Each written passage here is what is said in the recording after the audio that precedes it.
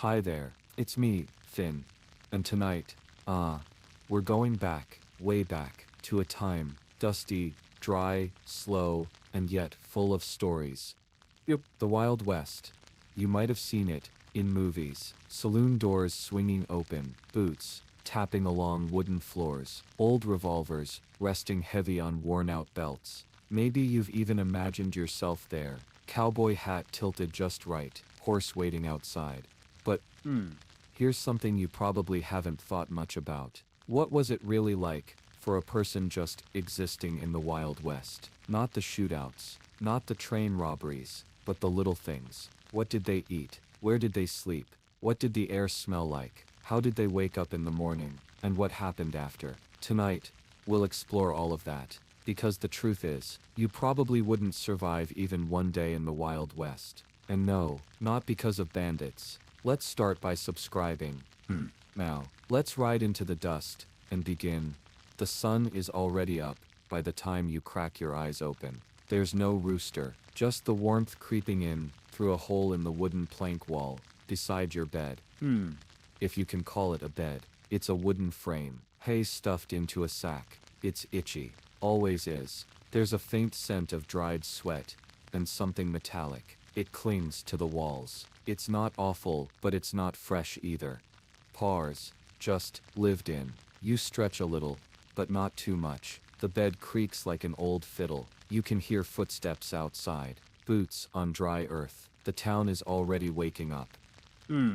It's a Tuesday, or a Thursday. No one really keeps track. Days blend into one another. There's no rush, but also, no break. You sit up slowly. Your shirt, if you wore one to bed, is clinging to your skin. The night had been cold, cold enough to bite through the thin wooden walls. But now the air's already warming. It's dry, too dry. Your mouth feels like it's full of dust. You reach for your boots. One of them has a hole in it, the left one. Your big toe always sticks out a little.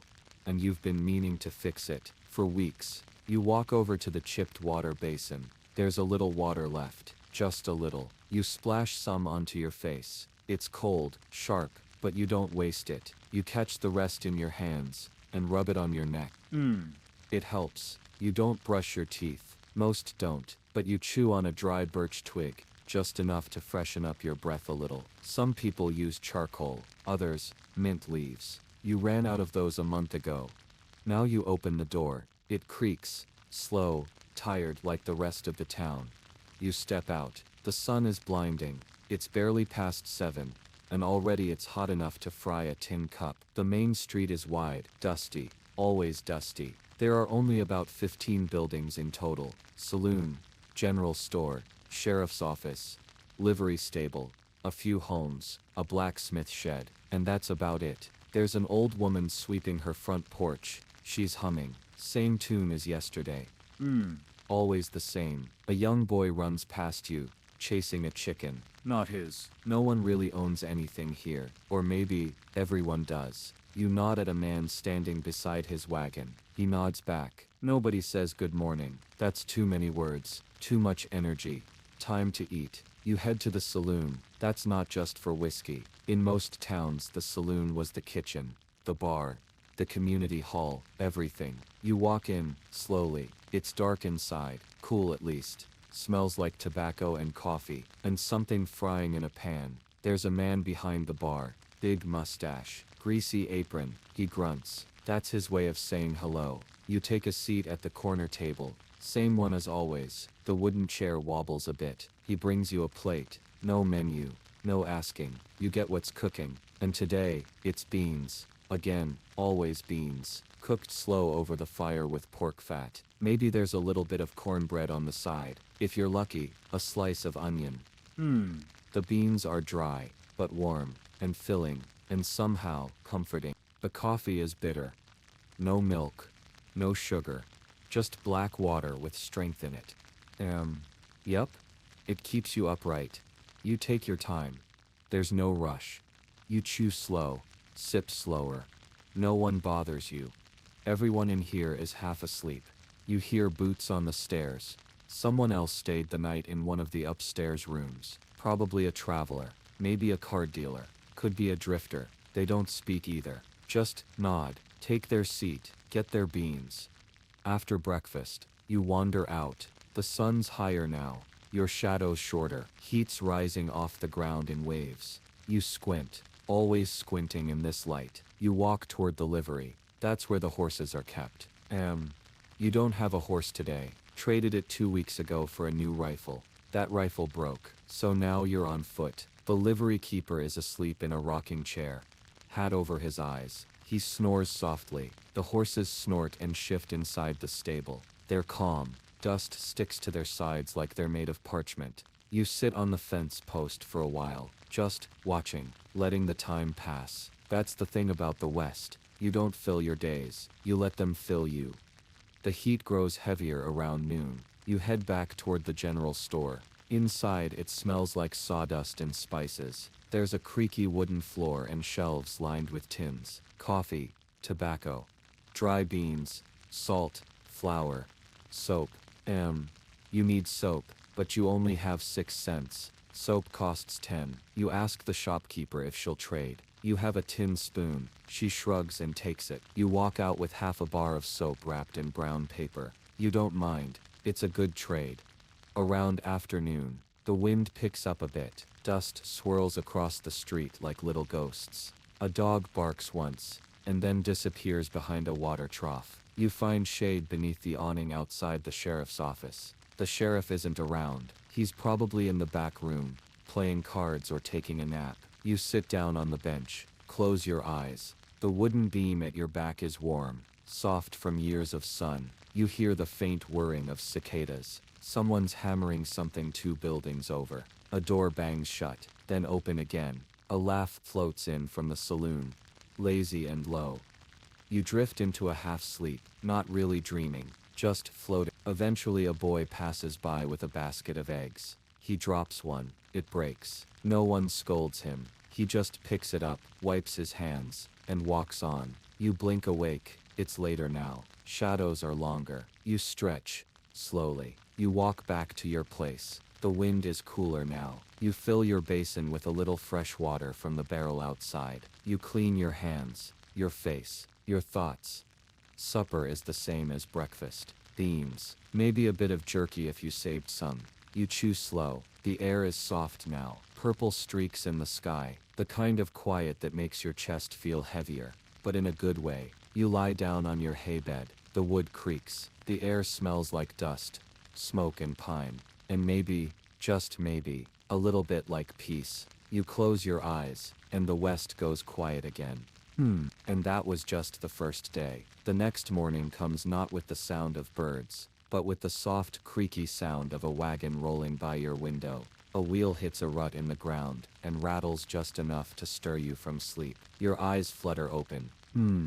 It's still dim in the room, but you can tell the sun is just starting to peek through the slats in the wall again. The air feels dry, but not yet hot. A quiet morning, a still one. You sit up slowly, always slowly. There's no rush in the West. You blink for a while, letting your eyes adjust. The straw in your mattress has shifted again. You can feel the lump right under your shoulder blade. You make a note to yourself. Maybe today you'll fluff it. Maybe. You reach for your boots again. Left one still has that little hole. Yup, still there.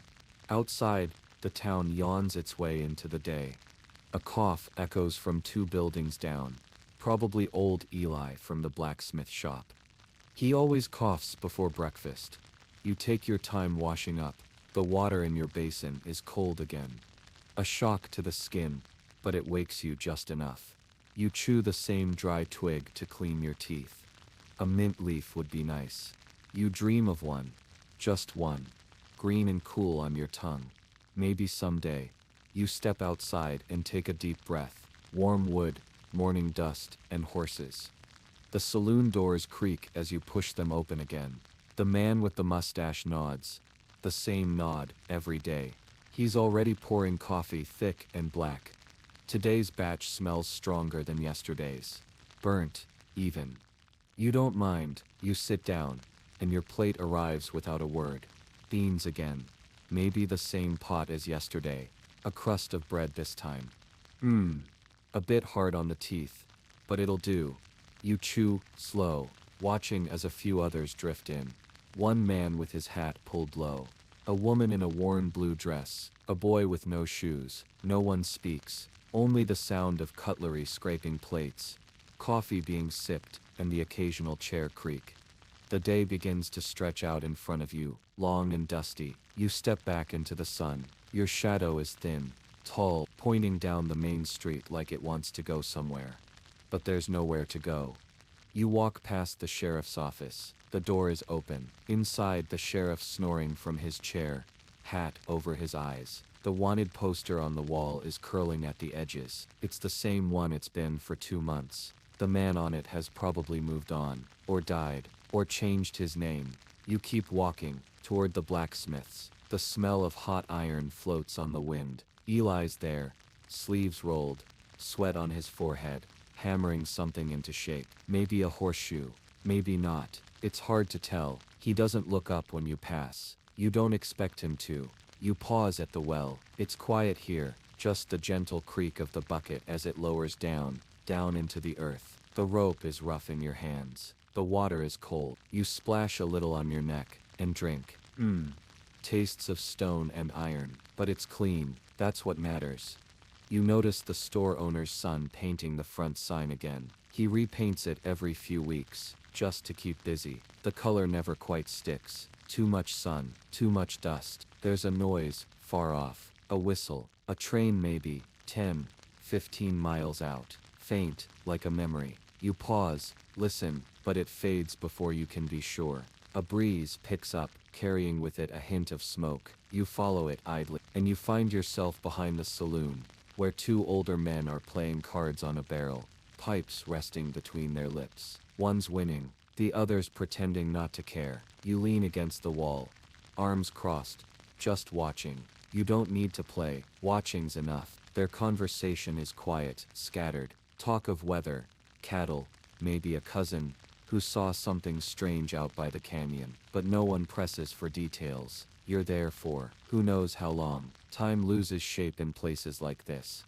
Eventually, you feel your stomach growl again. Not hunger exactly, just a reminder that the day is passing. You make your way back to the general store. A boy outside is selling eggs, 2 for a nickel. You buy one, not for eating, for trading. Inside it's a little cooler. The shopkeeper smiles faintly. You hand her the egg and ask for a candle. She nods. No need for words. You've done this before. Candle in hand, you wander back toward your room. The shadows are shifting now, stretching longer, cooler. The sky's turning that pale blue that means the sun is tired. You sit on your porch step and light the candle. Not because you need it yet, just because the flicker is comforting. You watch as someone rides in from the horizon. A stranger maybe. Long coat, tired horse. He stops at the saloon, ties his reins and disappears inside. You wonder what his story is, but you don't ask. You've learned that in the West, most stories aren't told out loud. They hang in the air, in boots, in coats, in scars. Dinner is beans again. But this time, there's a surprise. A slice of salted pork, small but real, tucked into the bowl like treasure. You savor it. Each bite slow, letting the salt soak into your tongue. Later, someone picks up a guitar in the corner, plays a tune. Something soft, gentle. No one claps, but everyone listens. It's dark by now. The candle flickers on your table. The shadows dance across your plate. You don't say goodnight when you leave. You just nod. Everyone understands. Back in your room, the bed is just as you left it. You lie down, arms behind your head. The candle burns low. The air smells like earth and pine and dust. You close your eyes. A moth taps the window. A coyote howls far, far off. Maybe miles away. Maybe only a hill over. You smile, just slightly, because somehow, this quiet, this emptiness, feels full, and you drift off, into the slow, dry dream of the West. Let's see what tomorrow brings. The rooster doesn't crow, not this time. Instead, you're awakened by the sound of boots, quiet ones, not loud or rushed, just purposeful, the kind that step with meaning, but no urgency. Your eyes open slowly.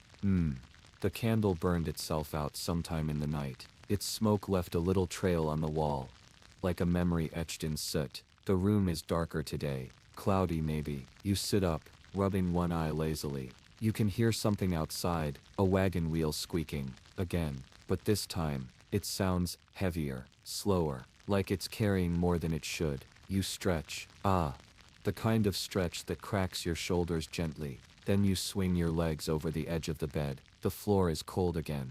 Always is in the morning. Your boots are right where you left them, but there's a little layer of dust on the toe. How does it collect so fast here? You rise, stand in the stillness, listen for a moment. The usual morning sounds feel a little off, quieter. The saloon's piano isn't playing. Not yet anyway. Maybe it won't today. You wash your face again in the basin. The water's colder than yesterday. You whisper a soft whoo as it hits your cheeks. Your reflection stares back at you sleepy, a little paler than before. You notice a new freckle, or maybe it's just. You open the door and blink into the gray. Yup, cloudy, thick, heavy skies. A storm's been building. Maybe. Or just one of those windless days where even the clouds seem tired. Down the main street, something's different. There's a man digging. He's not in a rush, just slow, firm shovels into the dry earth, making a quiet crunch every time he turns the soil. Next to him, there's a plain pine box, about 6 feet long. You watch for a moment. Nobody cries. Nobody gathers. It's just him and the box. That's how things happen here, quietly. You make your way down the road, hands in your pockets. The shop windows are fogged slightly from inside. The tailor is arranging a hat in the window, his own reflection watching him.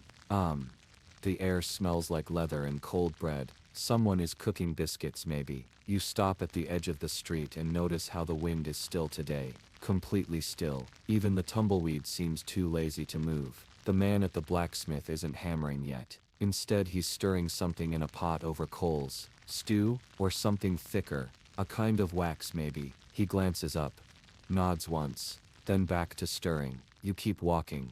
The general store's door creaks open before you touch it. The bell doesn't ring. You step inside. It smells of wood and tobacco, but also a hint of cinnamon. Maybe someone spilled a jar. Or maybe it's just your imagination. You miss cinnamon. The shopkeeper, Mrs. O'Shea, is knitting something behind the counter. A scarf, or a sock. She doesn't look up, but her lips move just slightly. You wait, then gently place a tin cup on the counter. She glances at it, nods, and hands you a lump of hard candy, wrapped in a bit of cloth. No money exchanged, no words spoken, just trust. You thank her anyway, quietly, out of habit. You unwrap the candy slowly, pop it into your mouth, and feel the taste bloom. It's subtle, molasses and dust, but sweet, just sweet enough to notice.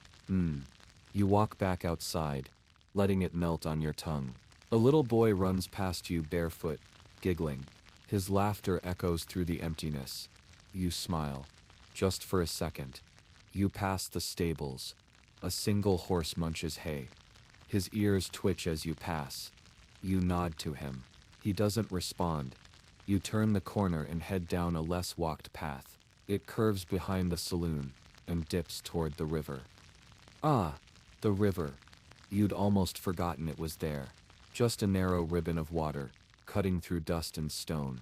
But it flows, always flowing. Even when everything else feels still. You sit on a flat rock and listen. Just listen. The water makes a soft gurgle as it brushes past rocks. A bird chirps in the distance. Then nothing. Then wind. You stay there for a long time, letting the quiet wrap around you like a blanket. Eventually, hunger reminds you to move. Your legs feel stiff as you rise. You head back into town, where the saloon doors are finally swinging again. Inside, there's no music, but there's warmth. People gathered, faces turned towards steaming plates. You order without speaking. Just point at a plate on someone else's table. The barkeep understands. It arrives thick biscuits, gravy, and a sliver of dried beef. The steam curls into the air like a ghost. You eat slow, letting every bite sit in your mouth for a while. No one talks, just the clink of forks, the scrape of chairs, the low hum of the building breathing. You look around. The stranger from yesterday is still there, still in the corner, hat pulled low, hands wrapped around a chipped mug. You meet eyes for half a second, then he looks away. Later, someone reads from a newspaper. The print is faded. Last week's, probably. News about a gold strike up north, a robbery in Santa Fe, a storm in Arizona. It all feels far away. You sit back in your chair, let your head rest on the wall, close your eyes for a moment. When you open them, the sun has shifted. The light is dimmer, softer. A storm still hasn't come, but it's thinking about it. You walk outside. The man digging is gone. So is the pine box. But there's a patch of fresh dirt near the church. Flat, quiet, no marker yet, just soil. You keep walking.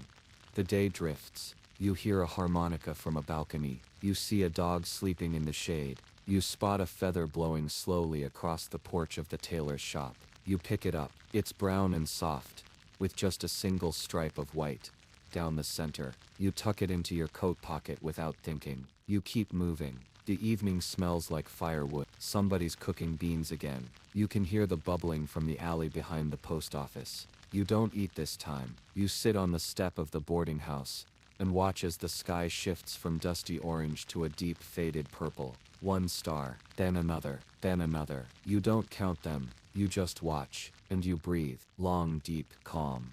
When the cold touches your fingertips, you finally stand. You head inside. The hall creaks beneath your boots. Your door opens with a quiet sigh. Inside, everything is still. Your candle waits on the table. You light it, slowly. Let the flame catch and flicker. Your bed is exactly how you left it. The blanket still holding your shape from the night before. You lie down, stare at the ceiling, and think about nothing. Just the feeling of the air, the softness of the shadows, the silence. And in that silence, you drift again, into the quiet, heavy sleep of the West. No noise, no rush, just dust and dreams. Your dreams weren't wild, not like you thought they'd be. You didn't dream of shootouts, or deserts, or treasure. You dreamed of something much quieter.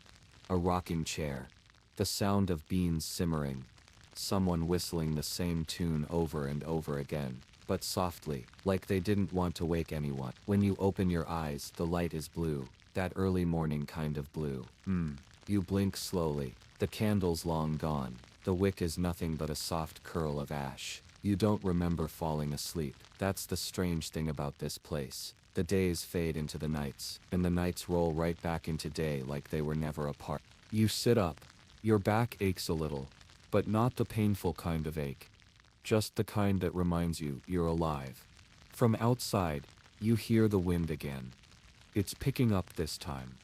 Not loud, just steady, like a breath blowing across the land.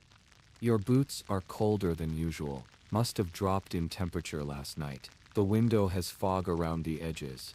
You run your thumb along the pane, making a little clear path. The glass squeaks, and through it the town looks like it's holding its breath. No one on the street yet. You get dressed slower today. The shirt is stiffer, still damp from yesterday's sweat. You lace your boots, one, then the other. The leather creaks. You stand up and listen to the floor. 3 steps, then pause. The hallway outside your room is darker. One of the lamps has gone out. The oil's probably run dry. You pass by a room with its door slightly open. There's an old man sitting inside. Just sitting, staring at a wall with a chessboard on a table, and no one on the other side. You keep walking. Downstairs there's coffee on the stove, but no one in the kitchen. Just the faint hiss of steam curling up and away into the quiet. You pour yourself half a cup, just enough to warm your fingers. The coffee is strong, bitter, but comforting, like something old and steady. You step out onto the porch. The boards creak under your weight.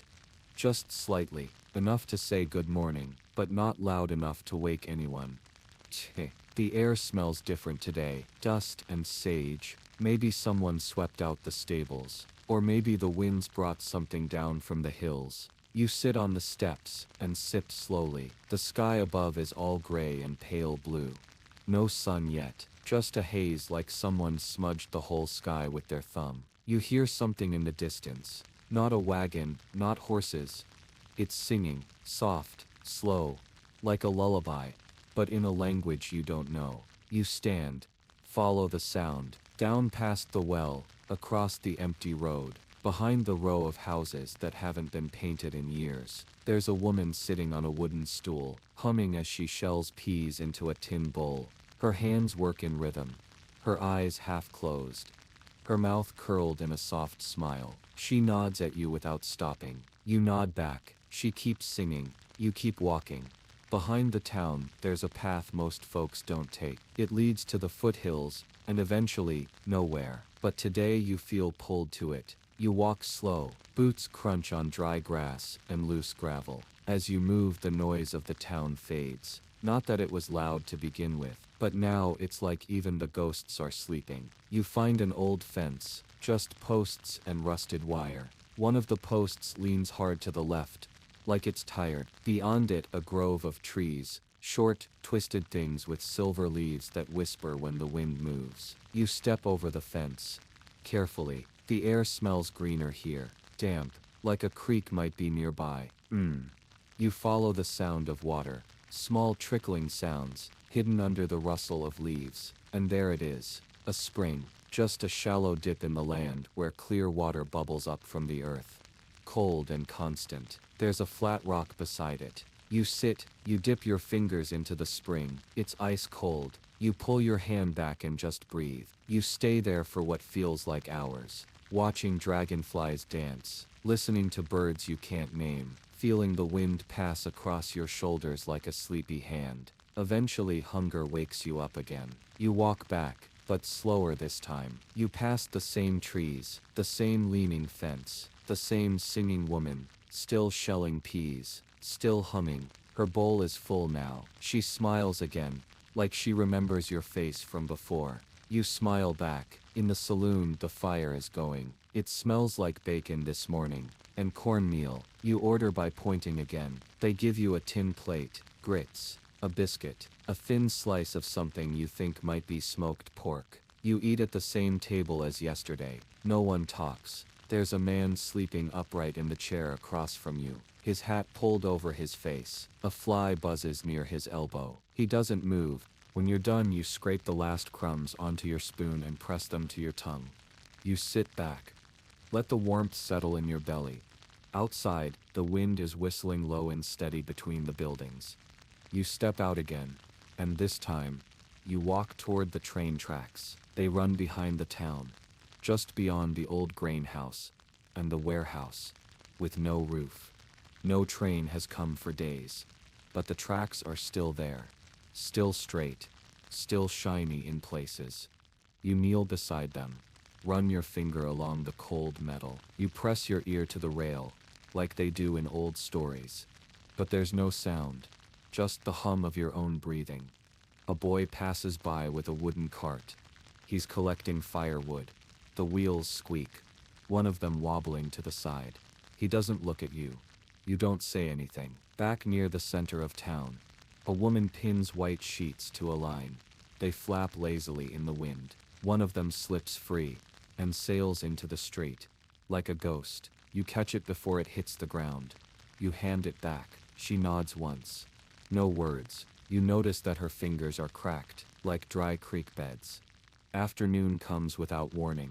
There's no bell, no clock, just a soft change in the light, a warmth in the shadows. You find a bench near the edge of town. Sit with your arms resting on your knees. From here you can see the whole main street. One man is fixing a shutter.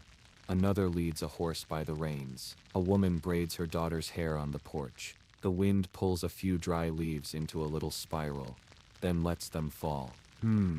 There's a peace here, but it's not the peacefulness of silence. It's the peacefulness of routine, of rhythm, of knowing the dust will come, and go, and come again.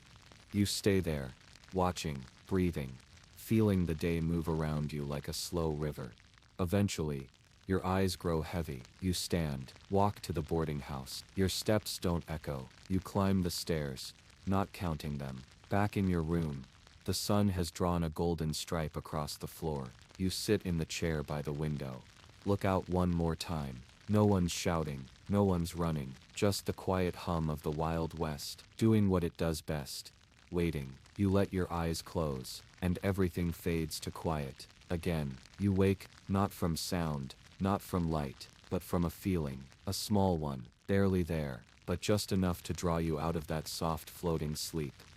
Your body feels heavier today, not tired exactly, just slower, like the air is thicker, or the blankets grew weights overnight. You open your eyes halfway. It's still dim in your room, but a different kind of dim. A kind that says the sun is out there, just hiding behind thick clouds. You roll onto your side. The wooden wall beside you is warm.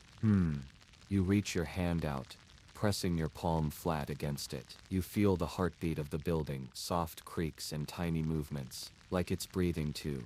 You sit up, but not fast. There's no hurry, not here. Your boots are right where you left them, half in shadow, half in dust.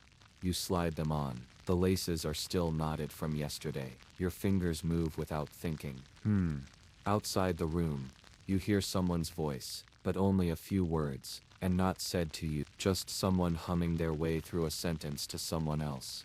Like two thoughts bumping into each other, and then drifting apart again. You open the door softly. The hallway looks exactly the same, but somehow older. You walk quietly down the stair. Your footsteps don't echo this time. They sink, like the wood is used to them now. In the kitchen, the stove is warm again, always warm. Someone's made biscuits this morning. You don't see them, but you feel their presence in the air, butter and smoke, and flour still floating like invisible snow. There's a kettle left on the back burner, still warm. You pour yourself a cup without asking. You take a sip and, oh, it's not coffee today, it's tea, bitter, herbal, but soothing in a way that you can't quite explain. You take your cup outside. The porch feels smaller somehow. Maybe it's the gray sky pressing down. Or maybe it's you, feeling more rooted here than before. The street is quiet again. Not empty, but slow. There's a man sweeping dust off the wooden walkway. Even though it'll just blow back, he sweeps it anyway. That's something you start to notice out here. People doing things just to do them. Not to win. Not to finish. Just to be part of the day. You finish your tea and set the cup down carefully. You stand. Stretch. Your shoulders pop. You walk across the street. Today you want to see something different. You follow a side alley you haven't walked before. Between two buildings. One made of brick. The other just raw timber. Blackened from the sun. You find an old well. The stones are uneven. Moss clings to the cracks. You lean over slowly and drop a pebble in. The sound it makes is soft. A long pause. Then a delicate splash. You stand there longer than you should, listening for something else, but nothing comes. Just the soft creak of the sign above you swaying in the breeze. You wander past the apothecary. Its window is clouded. Inside there are jars lined up in rows. Liquids of gold and green. Powders of red and bone white. An old man sits behind the counter, turning pages of a book so slowly you think he might be asleep. He isn't. His eyes flicker up, just once, then back down. You don't go in. You just watch, the way the lamp inside flickers. Even though there's no wind. The way the light hits the dust motes, like stars falling sideways. Eventually you walk again, past a cart with a broken wheel. Past a barn with a slanted roof. You stop when you reach the blacksmith. The forge isn't burning today, but the coals are still warm. You can feel them even from the door. Inside the air smells like metal and old sweat. There's no one in sight, just tools hanging like old bones on the walls. You step inside quietly. A horseshoe sits on the workbench, half-shaped. A pair of gloves rest beside it, curled in on themselves. You touch one. It's still warm, not from heat, but from memory, from use. The anvil has tiny dents in it, 100 marks from 100 strikes. None deep, all steady. You don't stay long, but you bow your head slightly before leaving. It feels right. Outside the wind has changed, cooler, sharper. It pulls at your sleeves. You wrap your arms around yourself and walk toward the stables. The animals sense you before you see them. A slow stomp, a soft whinny. Then silence again. You open the door gently. Inside, the hay is damp from yesterday's storm. The scent of horses is strong, but not unpleasant. You find a stall with a dark brown mare. She watches you, doesn't flinch, doesn't blink, just breathes. You approach slow and soft. She lets you. Her nose is warm against your palm. You stay there a long time, just breathing with her. The way she shifts her weight, the way her ears twitch at sounds you can't hear. It's like she knows something you don't. Not in a spooky way, just in a quieter way. Someone enters the barn behind you. Not loudly, just enough for the air to shift. You turn. It's the same stable boy from before. Young, eyes always looking down. He nods. You nod back. He starts sweeping the floor. Not to clean it, just to move the dust around. You leave him to it. Back on the street. The light has changed again. You've stopped tracking time by hours. Now it's just warm light. Cool light. Then no light. You walk to the edge of town again. This time past the tracks. Past the spring. Out further, where the land flattens and spreads into golden grass and low scrub. You walk until you can't see the town. And then you sit. Just sit. The sky above you is the color of pewter now. And the wind has grown bolder. It brushes your face like an old friend who has nothing to say, but still wants to stay near. You lie back, close your eyes. The earth under you is dry, solid. It feels ancient, like it remembers more than it ever says. You let your arms stretch wide, feel the weight of nothingness press gently into your chest. You could stay here forever. But eventually, a chill finds your fingertips. So you get up and walk back. Slower now. Not because you're tired, but because you don't want to startle the peace around you. By the time you return, the first lamps have been lit. A yellow glow spills from windows like sleepy eyes just starting to open. You climb the steps, open the door. Your room greets you with stillness. You sit in the chair by the window again. This time, you watch until the sky turns indigo, until stars appear. Just a few. The quiet kind, the kind that don't twinkle too hard. You lie back on the bed. The pillow smells like sun and cotton. You breathe in once, then again, and the Wild West, slowly, gently, pulls you under once more. The wind is louder tonight, not angry, just more awake than usual. It hums through the wooden boards of the room, and whistles gently at the edge of the window frame. You shift under your blanket, feeling the cool bite of air, just where it sneaks through the fabric. You pull it tighter around your shoulders. The mattress creaks under you. As you roll to one side, listening to the wind speak its strange little language. No rush. No real words. Just a soft reminder that the night is alive too. Outside, the town is quiet. You can hear a dog bark once, far away. Then silence again. Everything goes still, except for that wind, brushing over roofs, slipping through cracks, stirring up memories in the dark. You sit up slowly, not startled, not rushed, just drawn by something gentle. You light a lamp. Its glow is small and golden. The flame flickers as if nodding at your decision. You swing your legs out of bed and press your feet to the wooden floor. It's cool, not cold. You stand, stretching like someone who's done this before, many times. Maybe you have.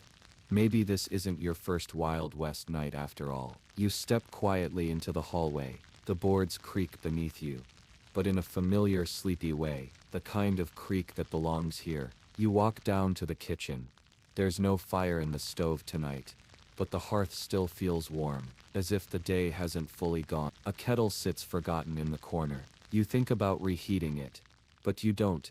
Instead, you open the back door and step out onto the back porch. The air outside wraps around you like a thin coat of silver. The stars are bright tonight. Not sharp, not overwhelming, just steady, like old lanterns hung from heaven. You sit on the steps and look out across the dark prairie. You can't see much, only the shadowy line of a fence post, the bend of an old tree, the glint of something metallic far off. But the darkness doesn't scare you. It holds you, like a deep breath, like sleep with its eyes still open.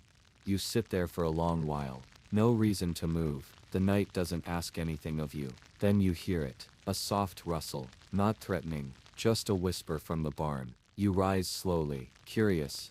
Not cautious. The grass crunches under your feet. Soft and dry.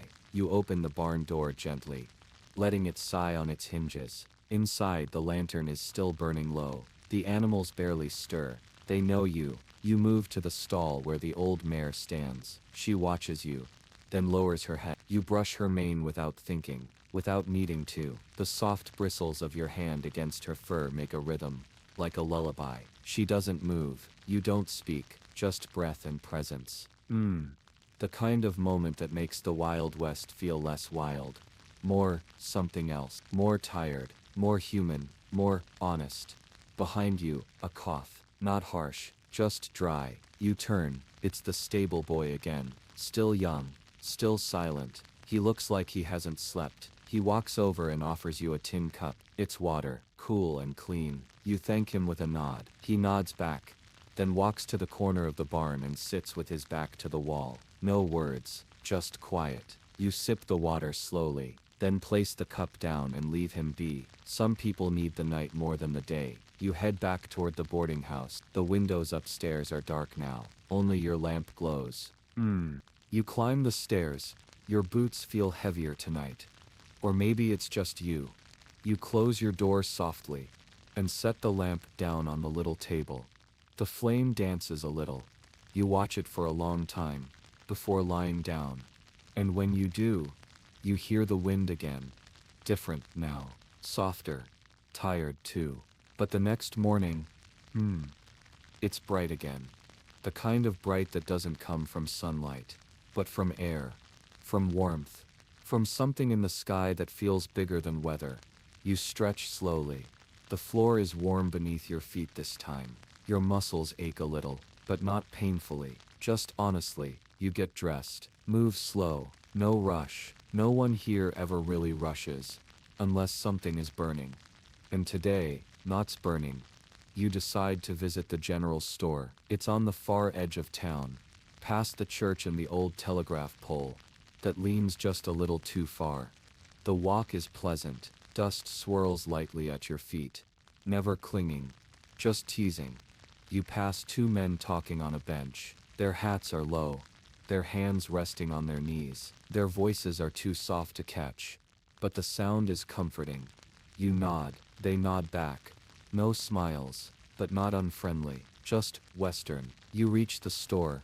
The door squeaks open. Inside, it smells like leather and molasses. The shelves are tall and full. Jars of nails, tins of biscuits, spools of thick string. The storekeeper is behind the counter, glasses perched on his nose. He's sorting papers, not reading them, just organizing. You nod to him. He nods to you. You pick up a small tin of dried fruit and set it on the counter. He wraps it in brown paper and ties it with twine. Still no words, just the sound of paper, string, breath, and coin. You leave with your package and walk slower than before. You pass the saloon, but don't go in. The doors swing a little in the breeze. Inside, someone plays a piano, slowly, one note at a time, like they're learning or forgetting. You listen from the sidewalk for a minute. The song is familiar, even if you've never heard it. Then the music stops. You walk again. At the far edge of town, you take the trail down toward the creek. It's a quiet path, barely used. Your feet know where to go. The sound of water greets you before you see it. Slow, calm water. Not deep, just enough to reflect the sky in ripples. You crouch down and touch it. Cold, but not sharp. You cup a handful and splash your face. The shock is small. Nice. You sit on a flat rock by the bank and unwrap the paper from the tin. The fruit is sweet and dry, chewy. Each bite takes time. That's good. Nothing should be fast here, especially not food, especially not moments like this. You lean back, arms behind you, feeling the sun on your sleeves. The creek makes soft sounds, water slipping over stones, bugs clicking nearby, a bird calling out once, then disappearing again. Time stretches thin, then stretches more, and still you don't move. Why would you? Later, when the sun has shifted and the breeze feels cooler, you rise again, brush the crumbs from your lap, fold the brown paper carefully and place it in your pocket. You walk back the long way, through grass that leans in tired directions, past old posts and bent signs, back to the town, where nothing has really changed, but everything feels older again. You reach your room just as the sky begins to dim. Your bed is made, you don't remember doing it, but somehow, it always is. You lie down slowly, no lamp tonight, just the last light of the window, painted across the wall like a whisper. You close your eyes and listen to the Wild West breathing. You wake up to the soft creak of the floorboards again, not startled, just gently called back into the room. The air smells like old wood and dry linen. A little dust, a little sunlight, pushing in through the slats of the window. You blink slowly, letting your eyes adjust. It's still morning, though the kind that feels halfway between waking and dreaming. Back in your room, the light is low. The shadows are longer now. You take off your boots, set them gently by the wall, then lie down again, on the same bed that greeted you yesterday. It creaks softly in welcome. You look at the ceiling, the same crack in the same place, the same little knot in the wood that looks like a closed eye. You breathe out slowly and listen again. This time, not to wind, but to the silence between everything. That's the part no one tells you about the Wild West. Not the gunfights, not the dust, not the horses or the outlaws or the steam trains, but this quiet, this simple sleepy rhythm of days and nights that slide into each other like pages in a worn old book. Just a feeling. The town feels expectant, like it's holding its breath. You hear murmurs in the dining room. A man from out of town came in on a worn gray horse, wearing a long coat. Didn't say much, didn't even stay to eat. You step outside and see a few people gathered near the well, their voices low, eyes glancing toward the sheriff's office. The door is open. You walk past, casually. You don't ask questions. No one ever asks directly. They just watch, wait, wonder, then go back to their day, like it never happened. But not quite, because now there's a tension, thin, like fishing line pulled tight across a pond. You feel it, in the way the blacksmith hammers today, harder, in the way the bartender wipes the counter slower, in the way the tailor locks his door early. You feel it in your own bones too, like your body knows something your mind hasn't caught up with. So you walk, not to run, not to hide, just to breathe again. You follow the dirt road out past the stable, past the last house at the edge of town, the one with the sagging roof and the rocking chair that never stops moving, even when no one's in it. And then you're out there, in the open, where the land is so flat it looks like sky turned upside down. You walk until the town is just a memory, and then you stop, sit on the dirt, and listen, to birds, to bugs, to wind playing tricks with your hat, and slowly, you feel the tension slip. It never stays long, that kind of tightness. It's like dust. It settles, and then the breeze carries it away. Just give it time. Just breathe. It's been a few days now, or maybe more. Time blurs out here, not because you're busy, but because nothing hurries. And when nothing hurries, the edges between yesterday and today get soft, like the sky just before dawn. You're sitting out front again, on the old wooden bench near the saloon. It creaks the same way every time you shift your weight. There's something oddly comforting about that. The same creak, the same groan, almost like the bench is stretching with you. Across from you a dog sleeps in the sun. Its ribs rise and fall with long, lazy breath. Someone walks by, nods. You nod back. No words, just acknowledgement. You sip a tin cup of water, not cold, but clean, and in the Wild West that's more than enough. That stranger, the one in the gray coat, he hasn't left yet. No one's seen him much though. The only sign of him is a new horse tied behind the general store some nights. They say he sleeps in the stable loft. Nobody asks him why. No one asks anything really. That's one of the rules out here. If a man wants to be quiet, let him. This morning something new happens. Something slow. But different. You wake up to the sound of boots on the stairs. Heavy ones. They pause outside your door. then move on. You sit up, quietly. The boots stop downstairs. Then you hear the scrape of a chair being pulled back, the murmur of a low voice. Another answers. You can't make out words, just tone. Even that is calm, tired, but deliberate. You step into your boots and walk downstairs, like you're just going to stretch your legs. The light in the common room is dim. Two men sit at a corner table. One is the stranger. The other is the sheriff. They aren't facing each other. Not exactly, just angled slightly, like two trees growing near but not touching. Their voices stop when you walk in.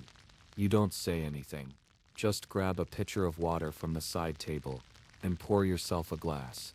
You can feel the weight of their silence, but not in a heavy way, just like a page waiting for the next sentence. You sit down near the window and sip quietly. Outside, someone is trimming their horse's hooves. The soft click-click of the blade against keratin is steady. Minutes pass. The stranger stands, nods to the sheriff, and walks out the front door without a sound. The sheriff stays, leans back in his chair, rubs his temple, then finishes what looks like lukewarm coffee, and leaves. You don't follow. You don't ask, but you feel something. Something about to shake, like when the wind changes before a storm. Not loud, not bold, just enough to make the trees lean differently. Later that day, you wander again. Walking keeps your mind from wandering too far. You pass the church. A tiny thing, paint peeling. Windows cracked in places, but it stands tall and the door creaks open on soft hinges. Inside, it smells of dust and wood polish. You step inside and sit in the back pew. There's no sermon, no singing, just silence. The kind that feels good, that hugs you instead of echoing too loud. You trace the grain in the wood with your fingers. Every pew has a different texture. This one feels used, held, lint on, wept into maybe. You stay there for a long time, and the building stays with you. Not asking anything, just offering stillness. Outside, the wind is picking up. It carries sand in tiny waves across the road. You pull your collar a little higher and squint against the light. The sky is changing color again. That same slow turn toward evening gold. You think of how many people have watched this sky. People who never made it past this town. People who came here thinking they'd find gold, and instead found hard work. People who just wanted to disappear. You wonder which one you are. Maybe all of them. The saloon is quieter tonight. Only 4 people sit inside. Cards on the table. 1 lantern. A bartender cleaning the same glass for what seems like an hour now. You order a warm drink. Something made with cinnamon and a little whiskey. Not strong, just warm. It sits in your chest like a campfire that doesn't need tending. The bartender nods once, says nothing. You take a seat by the wall and sip in silence. The card players aren't talking either. Just dealing. Discarding. Lifting their eyebrows every once in a while, like that says more than words could. One man wins, smiles, loses the next round. Still smiles. There's no rush, no shouts, no clinking of chips, just the slide of cards and the occasional sigh. A quiet night in the Wild West isn't unusual, but somehow, this one feels quieter, like something's waiting again.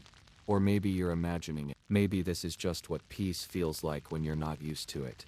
You walk home under a sky full of stars. No moon tonight, just endless pinpricks of light. The road feels longer than usual, but you don't mind. The air is cool.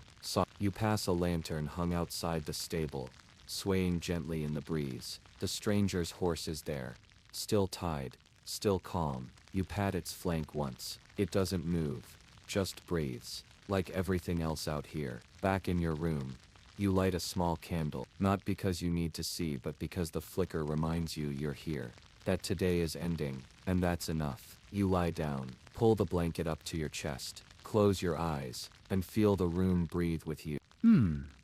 Tomorrow might be quieter still. Or not, but it'll come. And you'll be here, waiting, listening, sleeping. The morning air. It's colder than usual today. It wraps around your fingers, like river water, cool, quiet, gentle. You pull your coat tighter as you step onto the porch. The town is barely waking. One rooster crowed a few minutes ago, but the sun hasn't finished pulling itself over the hills. It's peaceful. Too peaceful, maybe. But peace is a kind of sound here, a language only the land knows how to speak. The dust on the road looks soft, almost painted. You watch a little wind push it along, curling it into soft shapes that vanish before they settle. You take a slow walk toward the stable. There's something calming about walking early, like you're the only one sharing space with the day itself. The boards of the walkway are cold beneath your boots. A soft creak follows you with each step, just like a sleepy song made of wood and time. The stable door is open a crack. The stranger's horse is gone. But there's no panic. Only the quiet kind of mystery that fits here. A scrap of hay still hangs from the post, where the horse had been tied. No note, no sound. Just gone. You step inside. The smell is the same. Dust, old oats, leather and horses. But now there's a new one. Gun oil. Faint, barely there. But, enough. You find an empty tin on the workbench. Wiped clean. Someone left nothing behind on purpose. And that in the Wild West means they never planned to return. Back outside, the sun is finally rising. It hits the tin roof of the general store and casts a long sleepy shadow across the street. You squint. There's a woman sitting in a rocking chair, just beyond the shadow's reach, knitting something dark blue. She doesn't look up, but her foot pushes the rocker gently. Squeak, squeak. Like a lullaby for the town. You walk past without speaking. Sometimes words feel heavy, unnecessary, especially out here, especially now. At the general store, Miss Hanley is unpacking a new shipment. Well, new by Wild West standards, meaning it's only been on the wagon for a week and hasn't been rained on. He grunts when he sees you, but it's not unfriendly, just tired. You help him carry a crate inside. It's filled with little tins, labeled in smudged black ink, salt, molasses, mustard powder. Everything that can last a long time. Out here, that's the goal. Durability, not taste. You remember the saloon food, beans, bread, jerky, same 3 meals for 6 days straight. On the 7th, they just start again. Even the plates look bored. You notice a flyer nailed to the back wall, a little crooked. The paper is curled and sun-stained. A face is drawn on it, sharp nose, high cheekbones, unreadable eyes. The name, Simeon Graves, wanted. But the amount? Only $50. Not enough to be dangerous, just enough to be annoying. Mr. Hanley notices you staring, says, he ain't been round here, then shrugs, least not yet. And just like that, the conversation's over. Every word in this town costs something. People spend them carefully. Back outside, the sun is higher now. You head toward the blacksmith's. It's one of the few places where sound doesn't seem to sleep. Even from a block away, you can hear the dull clang of hammer on iron. Rhythmic, predictable, like a metronome made of fire. Inside, it's hotter than the desert. Sweat clings to your eyebrows instantly. The blacksmith, a massive man with arms like tree roots, is shaping a horseshoe. He doesn't look up, just nods. His apprentice, a boy no older than 16, is turning the wheel for the forge. His face is flushed, eyes focused. Neither speaks. The fire crackles. The anvil hums. You watch for a long while, not because it's exciting, but because it isn't. There's a comfort in repetition, in seeing someone do the same motion 100 times without complaint. You start to understand that out here, work is the closest thing to religion. Later, you sit near the edge of town, where the road disappears into flat, golden grass. You've walked this path before, but never all the way. No one ever seems to. People come into town, but rarely out. You wonder where it goes, if it ends, or if it just fades into dust, like everything else.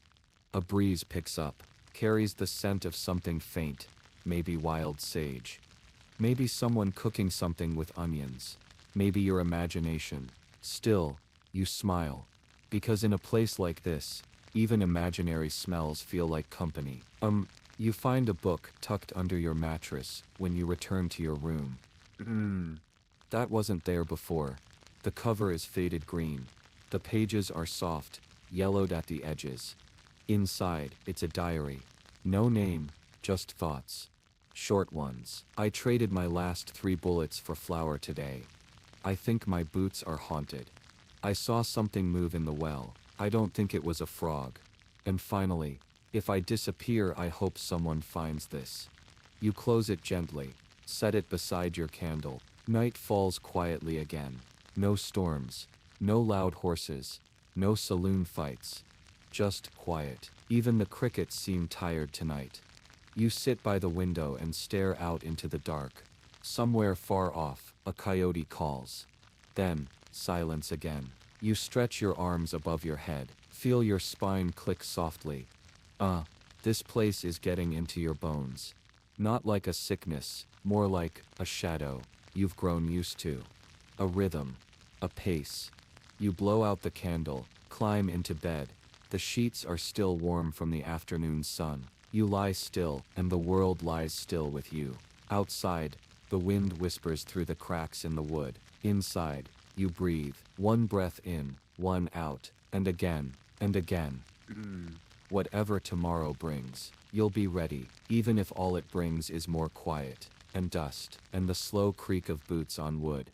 Because now, that's not so bad. The wind sounds different today. It whistles, just barely, like it's telling secrets through the cracks in your window. You stir awake slowly, blinking once, twice. No rush, the kind of morning where your body stretches before your mind fully arrives. You sit up, rubbing your eyes. Your boots are still where you left them, angled toward the door like they were ready before you were. You can hear footsteps outside, soft, measured boots on dirt, not wood, and the sound of a pail being dipped into water. The rhythm of the Wild West isn't loud. It's low and steady, like a sleeping heartbeat. You step outside. The sun is hiding behind soft clouds, the kind that make the air feel heavy, but calm. It's cooler today. Your breath fogs just slightly. Out here, the sky touches everything. There's nothing between you and forever, but a little stretch of dry road. A boy is walking a goat across the town square. He holds the rope like it's precious.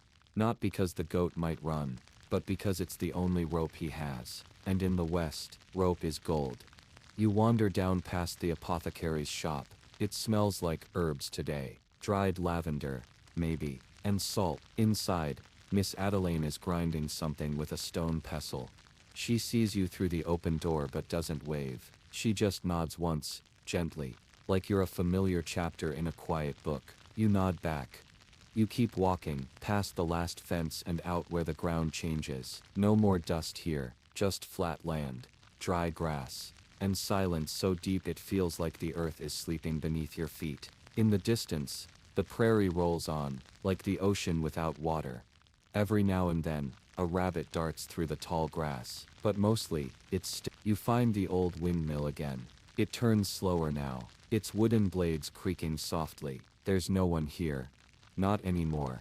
But someone used to live near this hill. There's a stump where a chair once sat, a fence half buried in the earth, a spoon left in a tin cup, rusted almost to dust. You sit on the edge of the stump, close your eyes for a moment, and the windmill spins, just enough to keep you company. Back in town, something new is happening. A wagon has arrived. Its wheels are taller than your chest. The cloth canopy flaps gently. An old man with sunburned hands is climbing down from the seat. His hair is white, not just from age, but from dust. He nods to the sheriff. They talk, quietly. Too quietly to hear.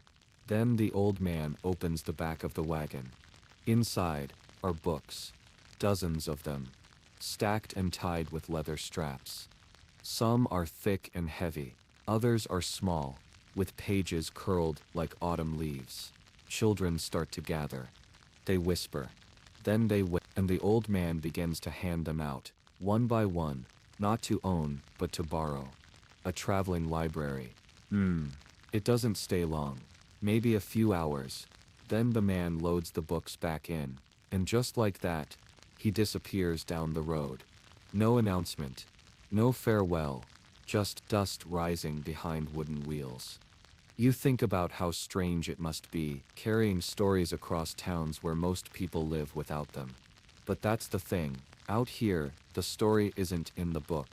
It's in the silence between two people on a porch, or in the way the wind leans against your back when you walk east, or in the fact that someone keeps refilling the well, though no one ever sees them do it. You sit on the edge of the wooden walkway again. Same bench, same creak. The same dog from earlier is now sprawled out under a hitching post, tail flicking slowly in a half-dream. A boy ties his horse to a rail nearby, and drops a small apple into its feed bag.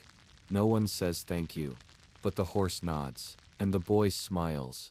The afternoon moves slow. You decide to visit the cemetery, not for sadness, just for quiet. There's no gate, just two broken posts and a rope between them. Beyond that, a field of tilted stones. Most of the markers are wooden, carved with pocket knives or burned in with coals. Mother, James, age 7, no name, but loved. One has no writing at all.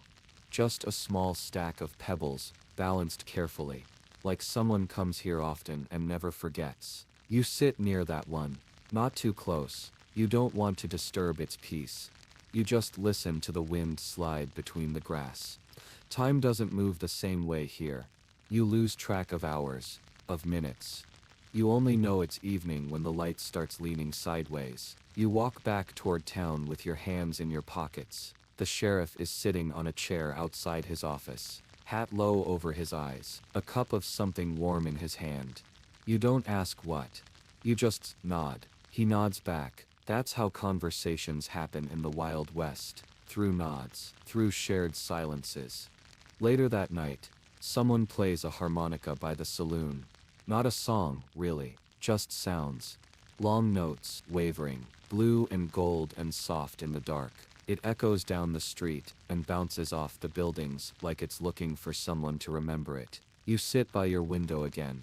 Watch the clouds move like slow ghosts. You hear boots outside, soft ones. Not hurried, not hiding, just moving. A shadow crosses under the lantern light. Too tall to be the kid from earlier. Too slow to be the sheriff. You stay still. Not scared. Just listening. The sound passes, and the night swallows it again. It's like the town is breathing. Like the walls and dust and wooden beams have lungs. And tonight, they're full. But not heavy. Just steady. You lie down again. Your blanket is warm from where the candle flickered earlier. You stretch once. Twice. There's no need to rush sleep. It'll come, just like morning, just like the wind, just like the endless quiet of the Wild West, waiting just outside your door. There's a coolness in the air again. Not quite cold, just that early morning kind of chill that makes your breath rise, and your shoulders tuck just a little closer to your ears. You're awake before the town is. That's different. Even the rooster hasn't tried yet. Only the faint rustle of leaves, a small creak of the stable door, and the occasional snort from a horse. Still dreaming. You sit on the porch steps with your knees up, elbows resting, and the town feels like it's holding its breath. Not in fear, just waiting, like something quiet is about to begin. You walk down the back path this time, past the garden plots, small squares of land, where folks try to coax green things out of dry earth. A few carrot tops poke through. Someone's cabbage patch looks a little chewed. Rabbits maybe. Or one of those fat sleepy deer that come wandering down from the hills. You pass the cooper's shop next. It always smells like shaved wood and boiled sap. There's a barrel half finished outside. Staves held in a metal ring, looking like ribs without a belly. You run your hand along the edge. It's smooth, worn, alive in its own way. Every object here has a kind of patience. Even the unfinished ones. You follow the road out past the edge of town. Not the usual way, but farther. A path not everyone takes. There's an old bridge over a dried-up stream, made of logs, rope sides. You cross it carefully. The rope creaks under your hand, and a soft wind blows under your collar. And on the other side, the trees begin. Not a forest really, just a small stand of cottonwoods. Tall, light-colored bark, leaves like coins that whisper when they move. You step beneath them, and suddenly the world changes. Shadows fall in stripes. The sound softens. The dust turns to packed dirt. Cooler, quieter, slower. You come to a cabin, one room, slanted roof. Someone used to live here, years ago, maybe decades even, but it's still standing. A chair sits outside, the kind that's been fixed more times than it's been built. One leg is a little shorter, so it wobbles when you touch it. You sit anyway. You lean back, let the sun hit your face through the trees. Birds call softly overhead. You can't see them, but you don't need to. Just listening is enough.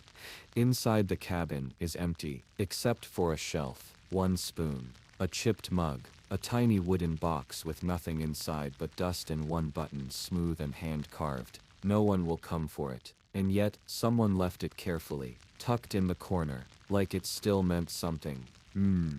You imagine what it was like, living here, alone. Or maybe not alone, but quiet. They must have grown food nearby, gone to town once a week, collected water by hand, waited out storms in this very room, maybe read by candlelight, maybe whittled stories into wood, maybe just sat, just like you're sitting now. By the time you return to town, the day is warming. The street is busier, but not loud. Nothing is ever loud here. Not unless it's meant to be. The blacksmith is outside again, hammering gently, not forging, just tapping, fixing something small, maybe a buckle or a latch. The sparks are few. The heat still clings to the forge like a sleeping animal. A boy stands nearby, watching quietly, learning without words, just watching. You wander toward the tailor's next. She's hanging up strips of fabric, sun-drying them. They wave like banners in a parade no one's watching. Muted reds, dusty blues, soft yellow. You nod to her. She nods back. That's enough. You peek inside. There are shirts folded neatly, trousers patched and mended, a pair of shoes with a note beside them. Leave outside Thursday. It's Tuesday. That means they've been waiting. People wait a lot out here, but not angrily, just expectantly, knowing things come when they come, and often not before. There's a sound from the saloon, not music, just laughter. Short, low. You glance inside. 3 men at a table, cards scattered, one woman sitting on the bar stool, twirling an empty glass with one finger. Her boots are off, bare feet swinging slowly above the floor. The piano's closed, its keys hidden for now. You think for a second about sitting down, joining the quiet company, but no, not today. You like the silence too much. You head out again, back toward the prairie. This time with no goal at all, just walking, watching the clouds roll over the hills like lazy dogs. You pass a man digging a hole. He doesn't stop when you approach, just glances once, then goes back to work. You don't ask what it's for. It's not your place. Not everything needs a reason, or at least, not one you're meant to know. You walk on, and find yourself near the old schoolhouse. It's not in use anymore, not since the new one was built closer to town. But it's still standing, a little crooked, a few missing planks. Inside, dust covers everything like a soft gray blanket, a chalkboard with faint writing. Someone tried to erase it, but the words still whisper. 2x4 8. Spelling, tomorrow, shadow, sorrow. Someone carved their name into a desk. Willie, 1891. He'd be long grown now. Maybe gone. Maybe not. But this desk, this room, it remembers him. And maybe that's enough. You sit at the teacher's chair. It squeaks gently. There's a moment where the wind brushes through the broken window. You close your eyes, and it almost feels like they're still here. A dozen children, shifting, whispering, laughing in the corners of memory. When you leave, the light is slanting again. Evening coming fast. the way it always does when you forget to count the hours. The world smells different. Warm hay, dusty boots, stew cooking somewhere.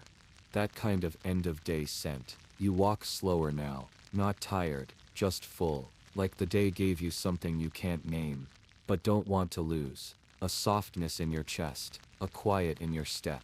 You pass the church on the way back. The bell is still, the doors are closed, but inside someone is sweeping. You can hear the gentle brushing sound through the crack in the door.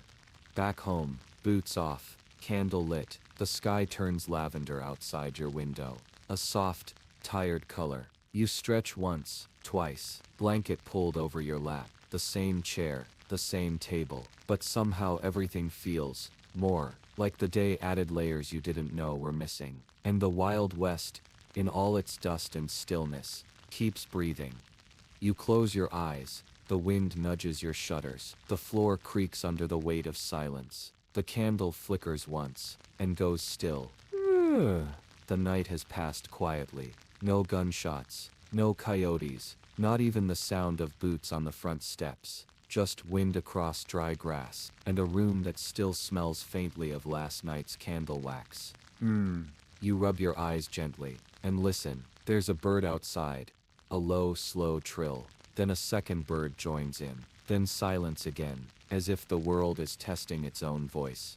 You reach for your boots, pull them on slowly, heel by heel. The laces are stiff, still coated in a little dried mud from yesterday's walk. Outside, the town is already humming. Not loud, just that early rhythm of people doing what they've always done. No one rushes in the Wild West. Even when they're late, they walk like they're right on time. You step onto the main road. The saloon door creaks open. As someone walks out yawning, he holds a tin cup and sips something black and hot. Coffee, probably brewed over a wood fire just outside the back kitchen. The steam curls like a tiny ghost from his mug. He nods to you. You nod back. No words, just tired agreement. It's a good morning. As you make your way to the livery stable, the horses are already up. One is stamping softly, hungry maybe. Another turns its head slowly toward you, then looks away. They know you now. You're not a stranger anymore. You find the stable boy named Caleb. Young, quiet, freckles like spilled cinnamon. He's brushing the old mule, singing something low and nearly tuneless. He glances up and gestures toward the saddled horse by the post. Yours if you want it, he mumbles. You do. You mount up, careful, slow. The saddle creaks beneath you. Dry leather, worn in the right places. You ride out, not fast, just a steady pace toward the North Pass. The sky is cloudless, pale. The hills roll like gentle waves, and the sun hasn't quite decided how hot it wants to be yet. You ride past a wagon, busted wheel, two men working in silence. One holds a hammer, the other smokes a pipe and watches. You tip your hat. They nod, then return to their tasks. People here always return to their tasks.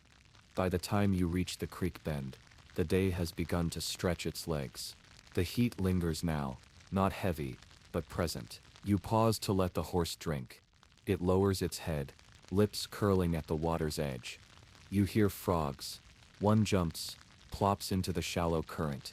There's a dragonfly hovering near your elbow. Its wings shimmer like glass in sunlight. You lean back on a rock, close your eyes for a second, maybe more. You wake to the sound of hooves. Not your own, someone riding fast, then slowing as they spot you. It's the sheriff, gray beard, dust-colored coat. He rides up beside you, wipes sweat from his forehead with a sleeve. Thought I'd find you here, he mutters, like it's something people do. Town needs a hand. That's all he says. That's all he needs to say.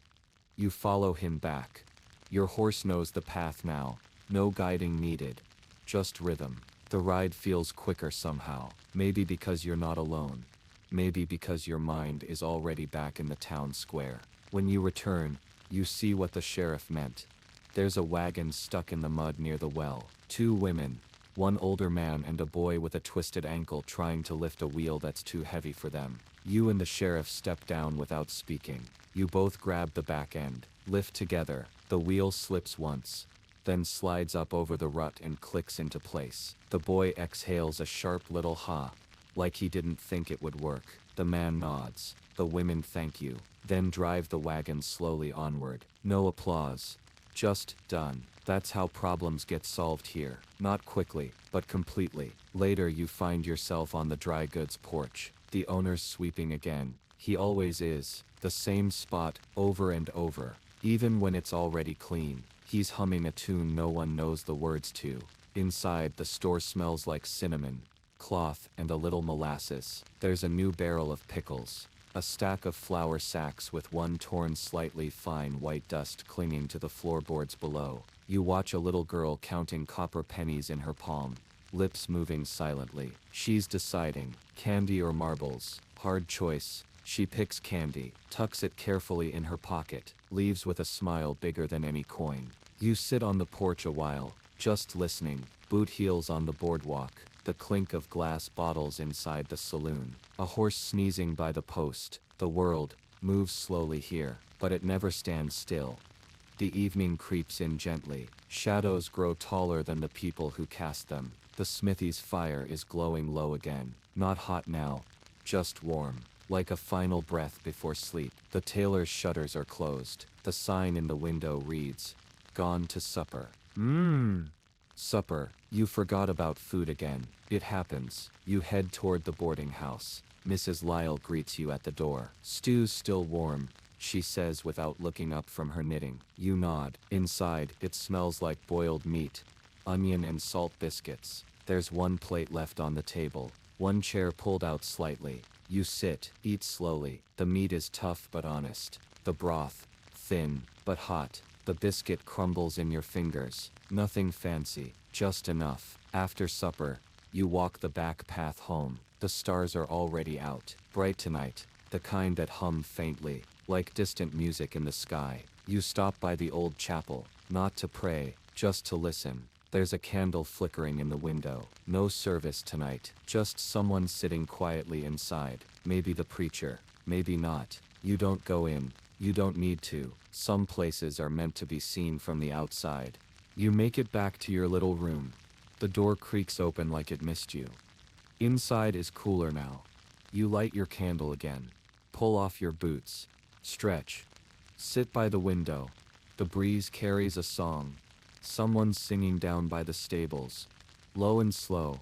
No words. Just comfort. It's strange. How a place so harsh, so dusty, so worn can feel soft after a while. Not safe exactly. But still enough to rest in. Still enough to stay. You lay down. The bed creaks. The blanket smells like dry sun and washed cotton. Your eyes close, and the Wild West wraps around you. No gunfights. No bandits. Just horses breathing in the dark, and the stars watching quietly overhead. The morning again, but this time, something's different. You feel it before you even open your eyes. The air is cooler, and the silence has a deeper hush to it. You sit up slowly. The light creeping in through the slats of the window has a softer color to it, more blue than gold.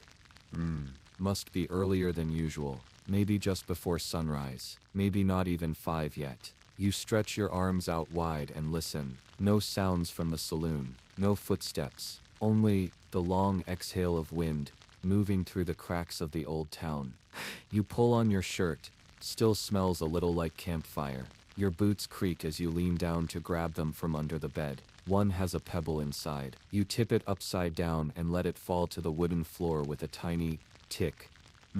Quiet mornings like these usually mean one of two things: bad weather coming, or someone's leaving. Outside, the dirt road is still sleeping. No wagons, no men hauling water buckets, just dust, and the whisper of a day not yet begun. You head down toward the station. It's not really a station, more like a long bench, and a tall wooden post with someone's handwriting painted on it. Next coach, whenever. No one knows who wrote it, but nobody ever tried to change it. You sit on the bench. There's a smell in the air, cool pine and the faint scent of something like rain but dry. Maybe the storm's still far off, or maybe it passed you by without a sound.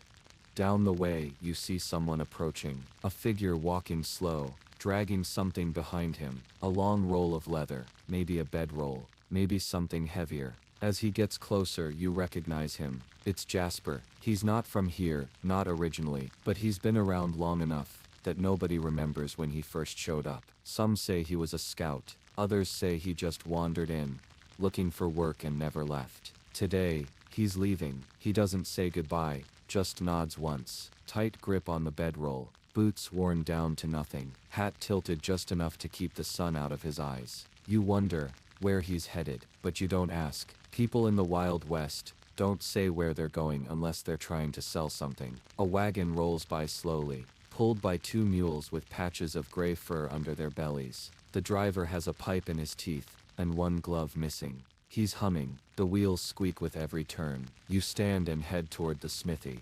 It's early, but he's always up before everyone. And sure enough, you see a dull orange glow through the cracked door. The sound of metal on metal. Ting, ting, ting. Not loud, measured, almost like a heartbeat. Inside, the blacksmith is working on something small.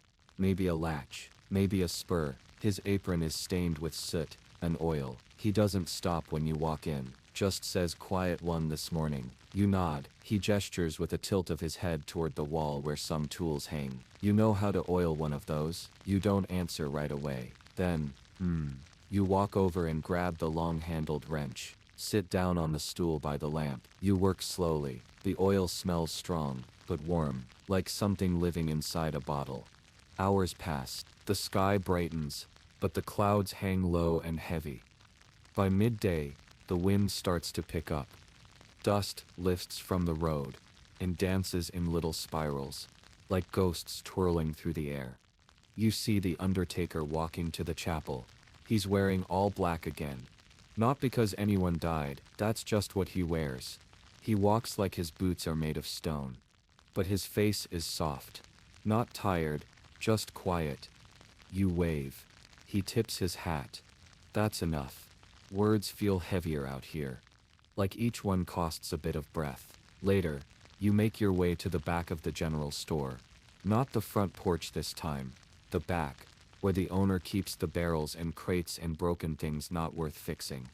There's a chair with one leg shorter than the rest. You sit there, wobble slightly, then settle. In the distance, you can see a hawk riding the air above the canyon line. Still as a drawing, then suddenly folding its wings and dropping out of sight. Gone, just like that. You watch the sky for a while. Then, you notice a little boy peeking around the corner. Freckled face, one sleeve torn, no shoes. He's holding something behind his back. You wait. He steps closer. Then, slowly, he reveals it. It's a bird. A small one, maybe injured. It sits quietly in his hand, one wing twitching a little. He doesn't say anything, just looks at you, like you'll know what to do. You look at the bird, then at the boy, then you nod. Slow, and gesture toward the water trough. Together, you wash its wing, wrap it in a torn piece of cloth. It doesn't struggle, just breathes. Sometimes even wild things need help. By evening, the sky has changed its mind again. No storm, just a golden stretch of light that makes every building look like it's been dipped in honey. You walk past the dressmaker's shop. There's a dress in the window today, pale blue with tiny white buttons. You've never seen anyone wear it. Maybe it's just for display. Maybe it's waiting for someone who hasn't arrived yet. You sit on the steps, watch the sun lower itself behind the chapel spire. The birds return, first one, then another, then a dozen, flying in loops, then settling on the roof, each one perfectly still. The town breathes again, slower now.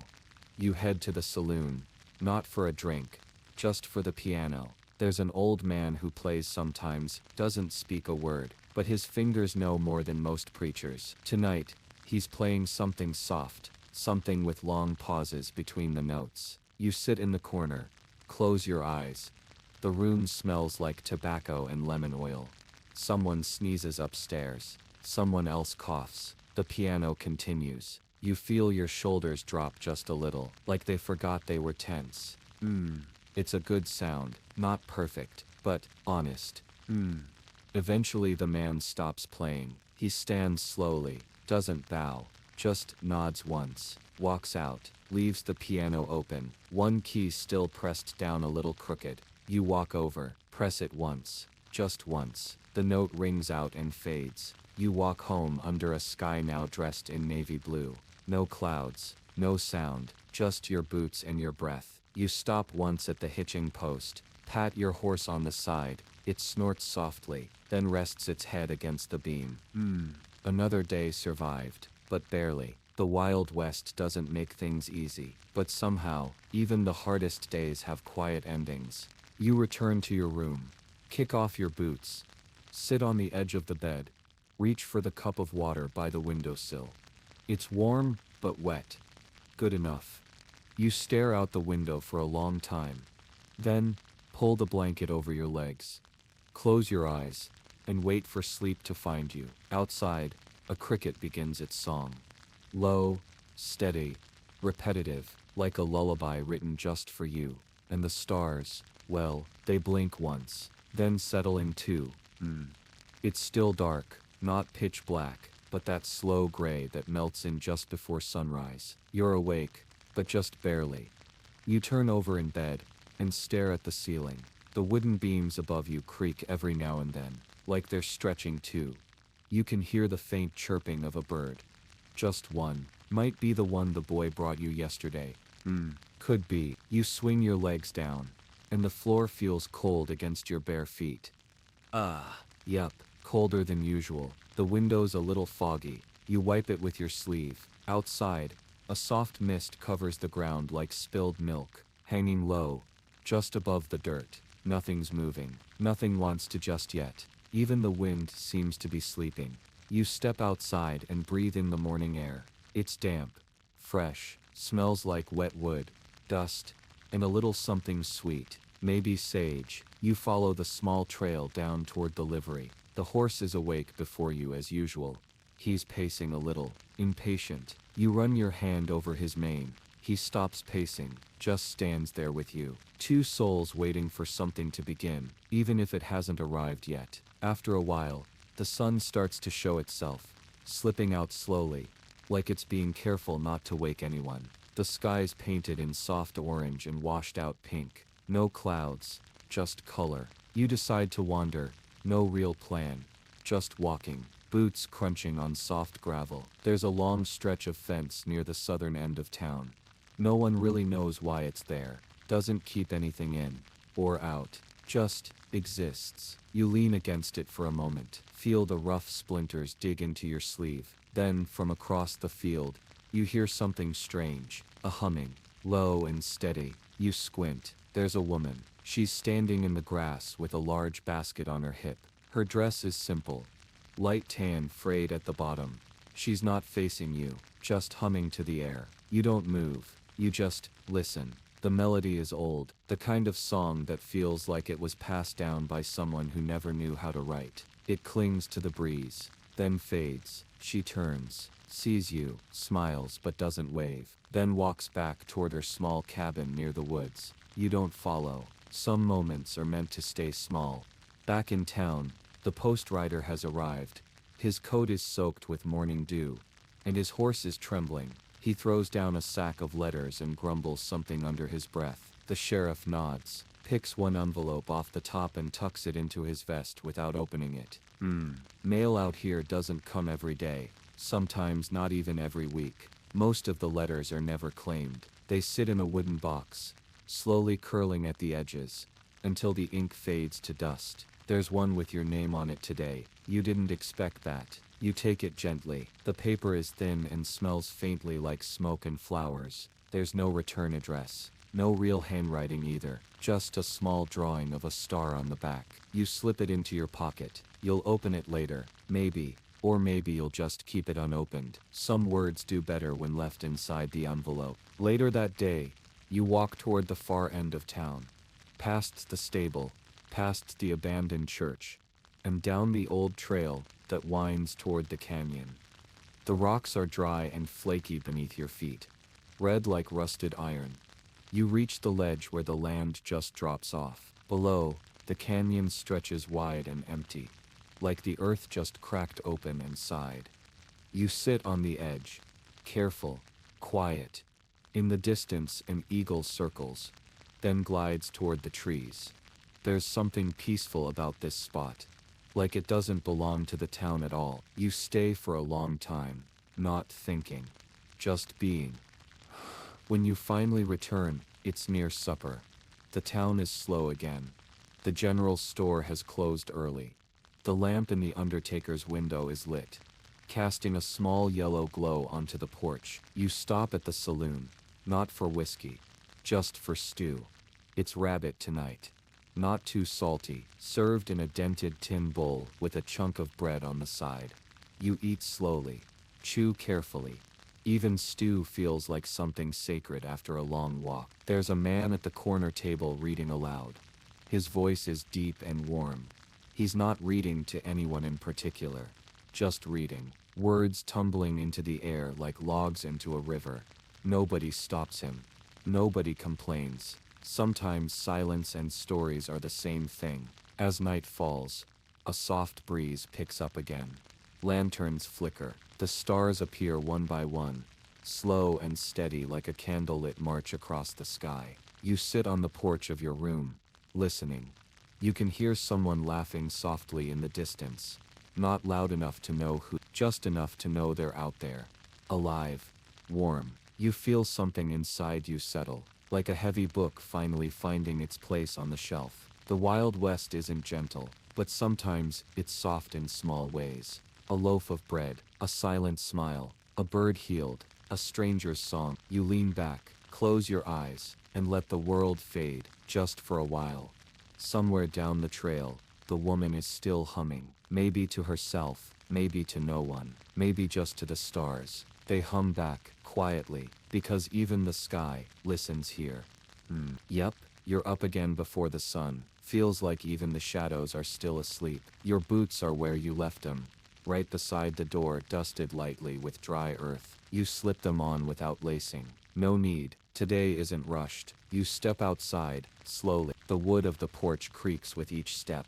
Not like it's complaining, more like it's stretching. Down the road, the bakery's chimney is whispering out its first curls of smoke. Just a thin gray ribbon rising straight into the blue before blue sky. And there it is, that smell again. Warm bread. Ah, bread in the West is a strange kind of treasure. You can't eat too much of it. Flour's expensive, but on mornings like this, the baker always leaves out the ends. Crusty bits wrapped in cloth. You head over, no need to speak. He just nods and hands you a bundle. Still warm, still soft. You sit on the low stone wall beside the dry fountain, and chew quietly. The bread has bits of dried apple inside today. Sweet and chewy, like someone remembered it's okay to be gentle sometimes. As you eat, a boy runs past. No shoes, wild hair. Holding something up high. A frog maybe, or a stick, or a treasure only he can name. He doesn't stop, just yells something half-formed and vanishes between two barns. You smile, not because you understand, but because he does. A wagon creaks down the main road, pulled by two tired mules. The man driving it isn't in a hurry either. His face is as wrinkled as the map nailed to the sheriff's wall. But his eyes... His eyes are wide open. Still curious. Still watching the world like it's not finished yet. You nod as he passes. He nods back. No words. Out here, silence is just another kind of hello.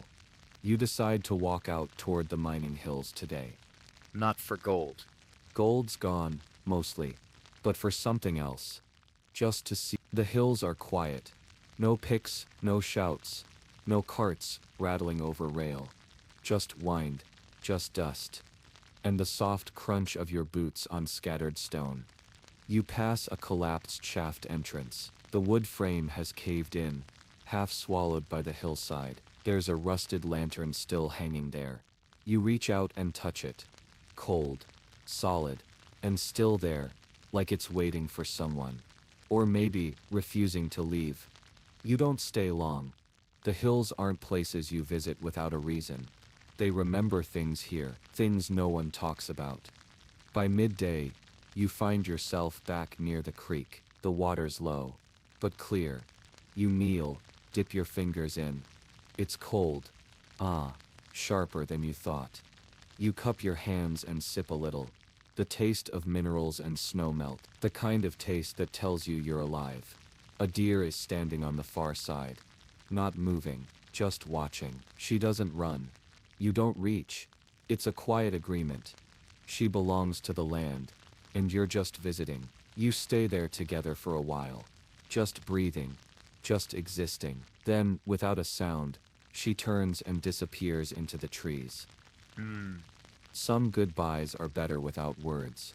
Later in the afternoon, the wind picks up, soft and wide. It doesn't shake things, just brushes them, gently. Dust lifts, dances, and settles again. A door somewhere bangs shut, then open, then shut again. Like it's unsure. You pass Miss Evelyn's porch. She's sitting in her usual chair, embroidering something pale blue. Could be a handkerchief, could be a memory. She doesn't look up, but she says, "Storm coming." You pause, look up. Sky's clear. You nod anyway, because she's never wrong. Not once. By sunset, the world has changed its clothes. Gold and fire spill across the ground, coating every fence post and nailhead in a soft glow. The horses stand still in the pasture, heads low. Even the chickens have gone quiet. You sit on the steps of the old schoolhouse, just for a minute. The bell tower above you creaks once in the wind. The bell doesn't ring anymore. Not since the rope snapped 3 winters ago, but the shape of its sound still hangs there in the air, like a memory that won't leave.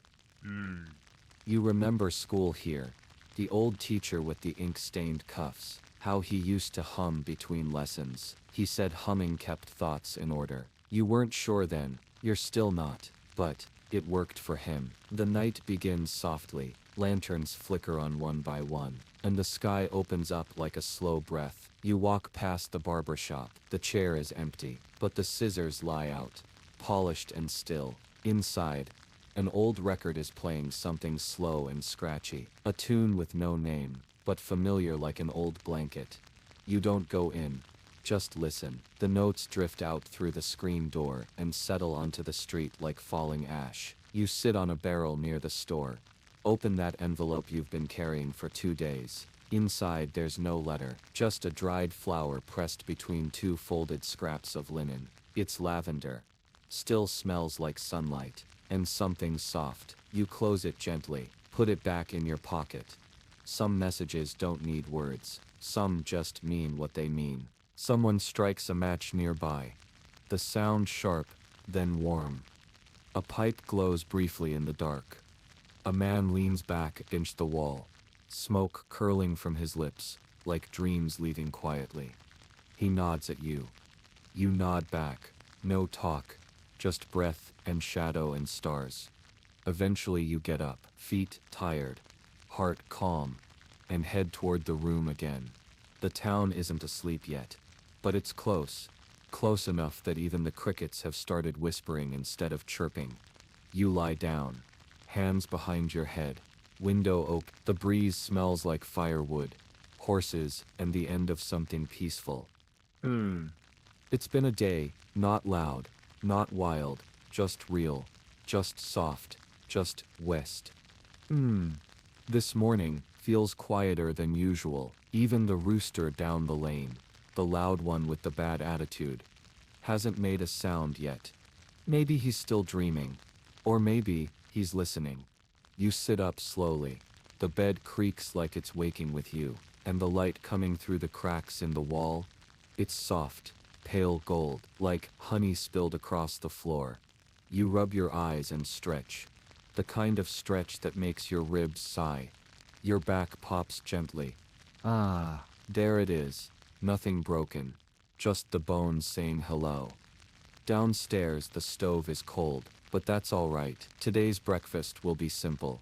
Bread, cheese, a slice of smoked meat, if you remembered to save any.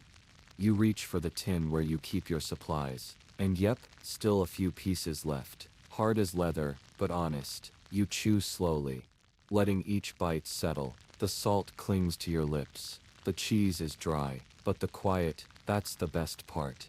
You slip into your boots again, the same ones, still stiff at the toes, and step outside. The dust this morning is soft, flowery. It puffs gently with each step, like the earth itself is still yawning. The town hasn't woken up yet.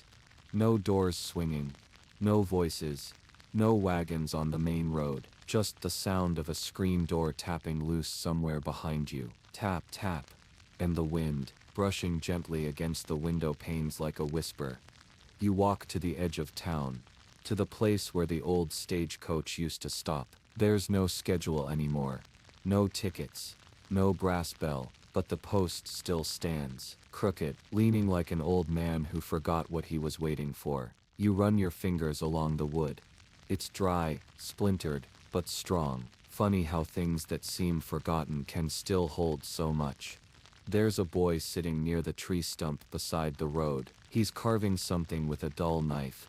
Slow, careful strokes. A small horse maybe, or a bear, hard to tell, but his eyes are focused, and his lips move like he's whispering to the shape inside the wood. You sit beside him for a while, not saying anything, just being there. He doesn't look up, but he hands you a small sliver, a shaving from the figure. It curls in your palm like a question mark. You smile. He nods once, then goes back to carving. You head west after that, out past the creek, past the mill that hasn't turned in years. The trail is lined with mesquite and dry grass, buzzing faintly with lazy flies. You stop now and then to drink, to look, to breathe. The land rolls gently here, not wild, not harsh, just wide, like it's waiting for something, or someone. Up ahead, there's a fence broken in 3 places. You step over one of the fallen rails, and suddenly, silence. Real silence, the kind that presses on your chest a little. Not in a bad way, just enough to make you listen. There's an old graveyard up this hill. Not many stones, just a few markers. Some crooked, some covered in moss. You don't know the names, but the wind does. And maybe that's enough.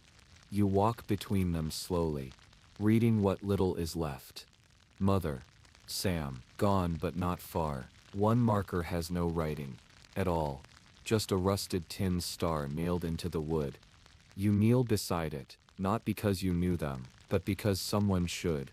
By midday the sun is bright but not cruel, the kind of sun that lights everything without burning. You sit under the cottonwood tree near the river bend. Take off your boots, let your toes feel the earth. The ground is warm, soft. You lean back, close your eyes, and for a moment, you forget the year, the noise, the weight, everything. Just wind, just leaves, just breath.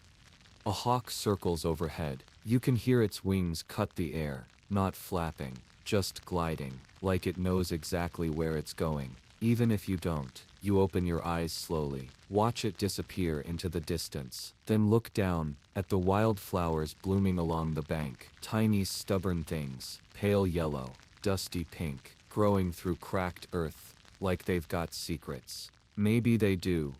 As the afternoon leans into evening, you wander back toward town. A cowbell rings somewhere far off. Someone's calling for a dog, and the smell of beans and onion stew drifts down the street like a promise. Your stomach growls, but not too loud. You pass by the chapel. The doors open, the pews empty, but there's a candle lit near the altar. Someone's been here, maybe they still are.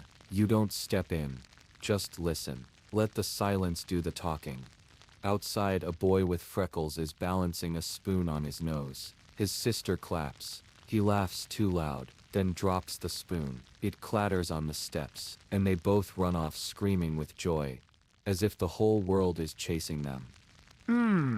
You remember when joy sounded like that, high and wild and without fear. The general store still has its windows open. A lamp hangs from the doorway, flickering soft and yellow. You step inside. Mr. Otis is behind the counter. He doesn't ask what you need, just hands you a small wrapped parcel. You open it outside. It's a tin of honey drops. You haven't had these in years. You pop one into your mouth, let it melt slow, sweet and warm like sunlight on the tongue.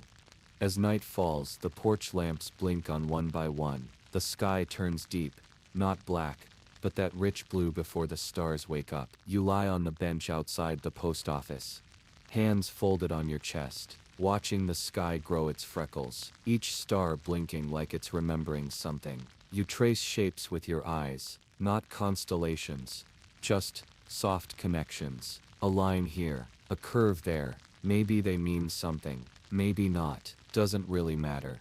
A harmonica plays faintly down the street. Someone's sitting by the fire barrel again. Probably old Joe. You can hear his dog's nails clicking softly on the wood. You close your eyes. Not to sleep, just to feel. To hear the world hum. To remember that you're here, and that it's enough. The Wild West. It's not all shootouts and saloons. It's not all dust and death. Sometimes, it's just this. Stillness. Bread, wind, and the long slow sound of nothing happening. Maybe that's why it's so hard to survive here. Because out here, you have to learn how to be quiet with yourself, and that's the wildest thing of all. This night is slow. Not quiet exactly, but unhurried. The kind of night that breathes beside you, that wraps around your shoulders like an old coat, still warm in the lining. You stir gently from the bench where you rested. The wood underneath your back is stiff, but it held you, didn't complain. You run your fingers along the grain and feel the soft grooves, worn by elbows, hands, waiting. People have leaned here, listened here, waited here, for mail, for a friend, for something to begin. You rise and stretch, your boots hit the ground with a dusty sigh, and the stars above, oh, they're wide awake now. So many of them. More than you remembered. More than the sky should be able to hold. Some flicker, some stay steady, but each one just hangs there, patient, eternal. You start walking, no direction in mind, just wherever the night wants to take you. The wind tonight is cool, not cold, just enough to tug gently at your shirt. You button the top clasp, feel the fabric touch your neck. That little pinch of old cotton, familiar, comforting. The saloon lights are dim, only a few candles lit, but the piano, it's playing, slow, tender, not for a crowd, just for whoever's listening. Maybe the piano's playing for itself. You lean against the outside wall, listen through the cracks in the wood. The song meanders, soft notes that wander a little too far, then gently return. Someone inside coughs. A glass clinks against another, but no shouting, no cards, just music. It drifts out the windows like smoke. You close your eyes, let it fill your chest.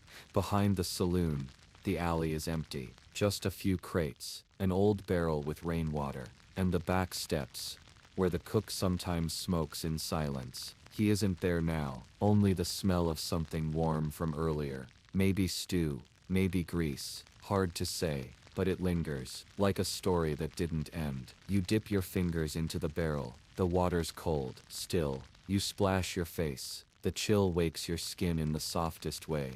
The town is so quiet now. Even the dogs are resting, their barks replaced by long, slow sighs. You pass the old barber shop. Its striped pole doesn't spin anymore. But inside, you can just make out the worn leather chair, tilted slightly, like someone had just leaned back for a shave and never stood up. You smile. Not everything needs fixing. Across the street, the livery stable's still, but one of the horses shifts. You hear it before you see it, a gentle whinny, the sound of hooves on soft hay. You walk closer, peek through the slats. There it is, chestnut brown, long tail, eyes half closed. You whisper something. Not words really, just a breath. It flicks its ear, then settles again. There's a ladder leaning near the blacksmith shed. Why not? You climb up, slowly. Each rung moans a little, but they hold. At the top, the roof is flat, covered in gravel, still warm from the day's sun. You lie back, arms behind your head, eyes up, and again the stars. Endless, perfectly careless. You find the brightest one and just stare.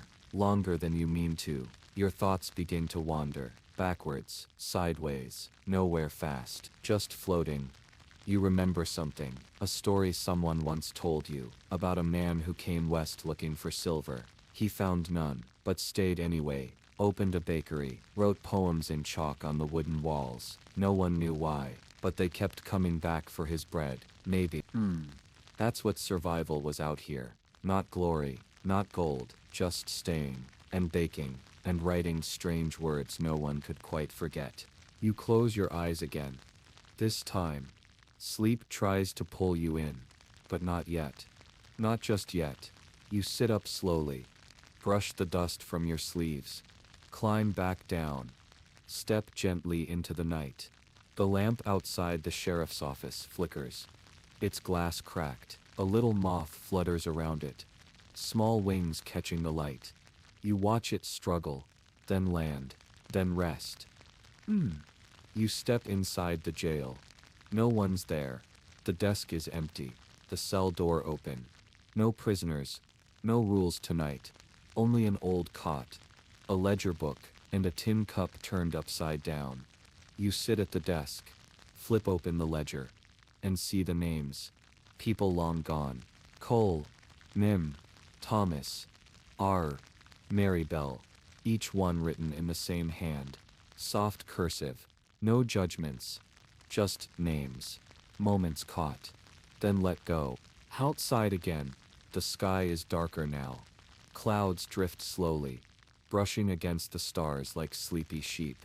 You hear the creak of a wagon in the distance. A wheel needs oil, but it's steady. Someone still traveling, still moving through the night. You don't need to follow, just listen. The sound fades gently. You head back toward the chapel. The candle's still burning, but now there's someone inside. An old man, sitting in the front pew, hat off, head down. You don't speak, you just stand quietly near the door.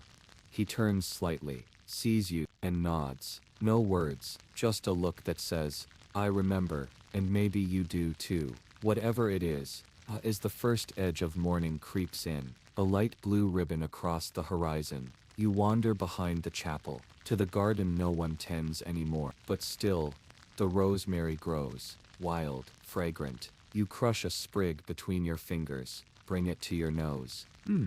That smell, like memory, like kitchens and warm hands and goodbyes. You find a bench nearby, sit again, not to rest this time, just to be, to feel the wind shift, to hear the world start again. The Wild West, whatever it meant, whatever it still means, isn't in the dust or the duels. It's in this exact moment, a bench, a breath, a sky turning gold, and the feeling that somehow you've survived another night. And for now, that's enough. Morning again, but not the kind that shouts through the window or pushes you to rise. No, this one's softer, more polite, like a gentle knock at the door. The kind of morning that waits until you're ready. And maybe you are, or maybe you're not. You stir from your spot behind the chapel. The air is cool, but not cold. The light, barely there, still stretching its way across the sky. Blue, gray, a hint of gold at the edge. Your boots are damp from the dew. Your coat smells faintly of hay. Dust. Is that rosemary? Yep, still there, still lingering from last night. You stand slowly, not because you're in pain, but because it feels wrong to rush. This is the kind of world that waits for you, only if you're gentle with it. You walk down the narrow path that curls behind the town. The back trail, not many folks take it, but it's older than the main road, worn smooth by years of quiet footsteps. The grass leans out across it. Wildflowers dot the edges. You spot one with pale yellow petals, curled like tiny hands reaching for sunlight. You kneel beside it, trace your fingers near the stem, but don't pick it. Something in you just knows. It's better to leave beauty where it grows. Down the trail, the land starts to shift. The flat plain gently folds, becomes low hills, dustier, rockier, more raw, and just beyond, you see them, the makeshift tents, tarps pulled tight over wooden frames. A little camp, miners. You can smell the earth here, sharp, metallic, the kind of smell that clings to skin and clothes and fingernails. There's movement, men rising, pulling on boots, rubbing their eyes, already gripping pans and picks. The day's labor waits, whether they're ready or not. You don't speak as you pass, and they don't ask. Just nods, half smiles, grunts of recognition. That's the way out here. Silence isn't rudeness, it's respect. You wonder what they dream about. Gold? Water? Home? Maybe nothing at all. Maybe they're too tired to dream. The camp ends where the river begins. Thin and slow this morning, but still flowing, it winds lazily through the rocks, carrying little bits of sunlight in its ripples. You crouch, cup your hands, drink, cold, clear, and sharp enough to wake every cell in your body.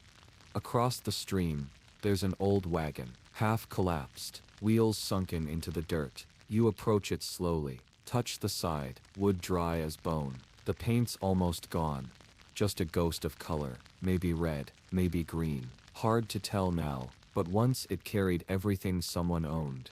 A bedroll, a skillet, a hope, and now it rests, no longer moving, just part of the land.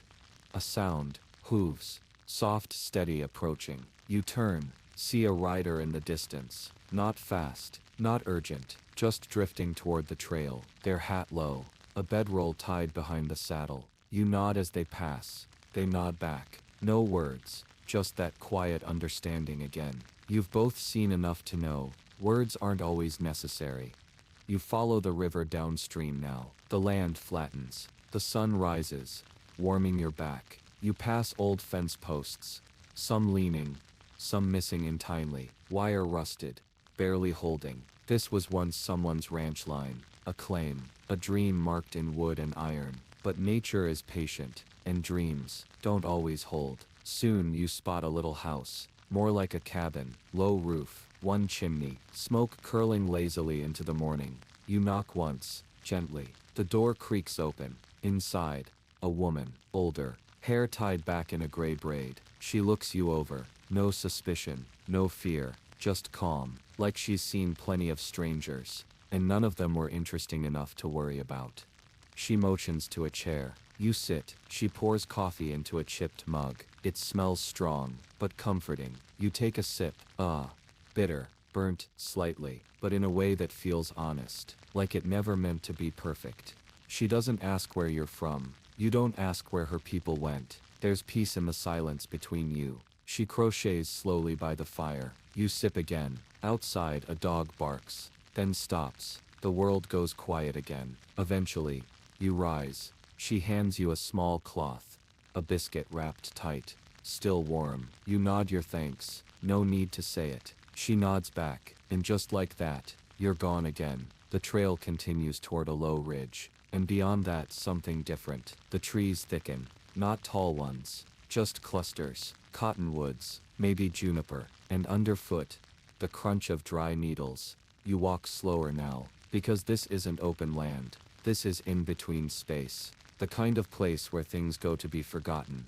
You find a tiny graveyard, fenced, rusted wire, a broken gate, 3 markers. One reads MS, age 4, another unknown traveler, and the third is just a stone. No name, no date, just a presence. You kneel, brush away the dry leaves, and, you whisper something, maybe a prayer, maybe just your name, so they know someone passed through. It's later now. The sun is high, but the sky's gone hazy. A dust wind rolls in from the plains. You pull your bandana up, cover your mouth. The wind doesn't scream, it hums, like a lullaby made from sand. It carries with it tiny sounds, a creak, a laugh, a memory, or maybe that's just the West speaking to itself, telling its own stories to the dust and sky. You walk on, not fast, not slow, just steady. Your boots are heavier now. Your legs sore. But there's no rush. Nowhere to be. No one to impress. The Wild West. It was never really about shootouts. Or stagecoaches. Or saloons. No. It was about this. This feeling right here. A silence so deep, you can hear your own heart. A loneliness that's not sad, just present and real and somehow kind. You come to a rocky outcrop, climb slowly, sit at the top, overlook the land below, endless brush, twisting rivers, old cabins, and in the far distance, the edge of the desert, where heat dances on the sand, and the horizon never ends. You break the biscuit, eat slowly, each bite dry, crumbly, but satisfying. You sip the last of your water, and lean back against the warm stone. So this is what it means to survive a day out here. It's not the gunfights, not the gold, it's walking, resting, drinking water that's just clean enough, finding shade when you need it, sharing silence with strangers, and making it through the dust, with your boots still on. The sun begins to fall now, not fast, just leaning toward the horizon, like it too is tired. You close your eyes, just for a moment, maybe longer. The wind has calmed, the sky is turning lavender, soft pinks and dusty blues, wrapping around the world. You stretch, stand, and start walking again. No rush. The night will come soon, and with it, another fire, another bench, another moment to breathe, to just be, because out here, in the Wild West, that's enough.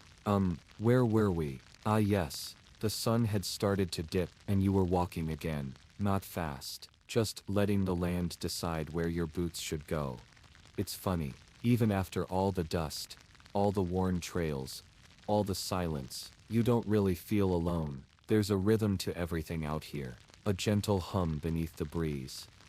Yep, even the air feels like it remembers things. You head east now. The sky is turning that deep warm orange, fading into a soft purple, just above the ridgeline. The kind of color that doesn't stay long, just visits, then vanishes, like so many people did out here.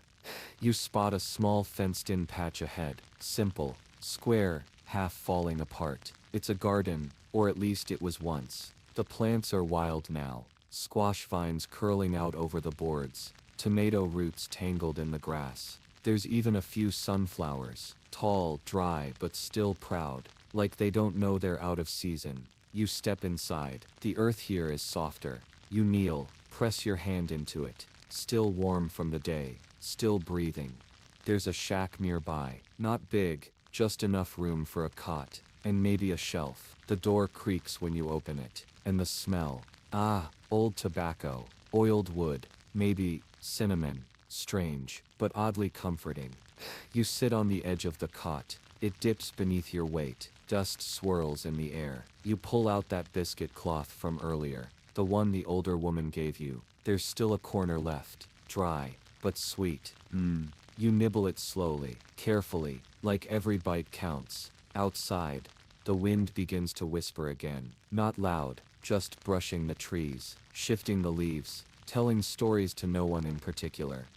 And then, a sound, distant, barely there. You pause, hold your breath. There it is again. A fiddle, or maybe, harmonica. Yep, faint but real. Someone's playing music. You rise, step outside. The stars are peeking through now. Small, patient. They don't demand attention. Just exist. Just glow. You follow the music. It takes you down a path, lined with stones, rounded from years of sun and wind. Each step feels like it belongs, like it's been waiting for you. Around the bend, you see a light, soft, orange, a fire, and around it, people, 6, maybe 7, all quiet, just sitting, listening. One man plays the harmonica, eyes closed, hat tilted low. A woman sits with her boots off, toes near the edge of the flame. Another figure carves a piece of wood, slowly, carefully. No one's talking. They don't need to. You're not sure if you should join, but your feet keep walking anyway. No one looks up. No one questions. You find an empty log. Sit down. The fire crackles, and the wind quiets. It's beautiful. Not in the grand way, but in the stillness of it. The honesty. No stories, no news. Just people, resting. The harmonica fades. The man sets it on his knee. No applause, just a few nods. Someone passes a tin mug your way. Warm. Smells like beans, maybe a touch of onion. You nod. Take a sip. It's simple, but good, really good. You lean back, look at the sky, stars everywhere now. Not like in town. No lanterns.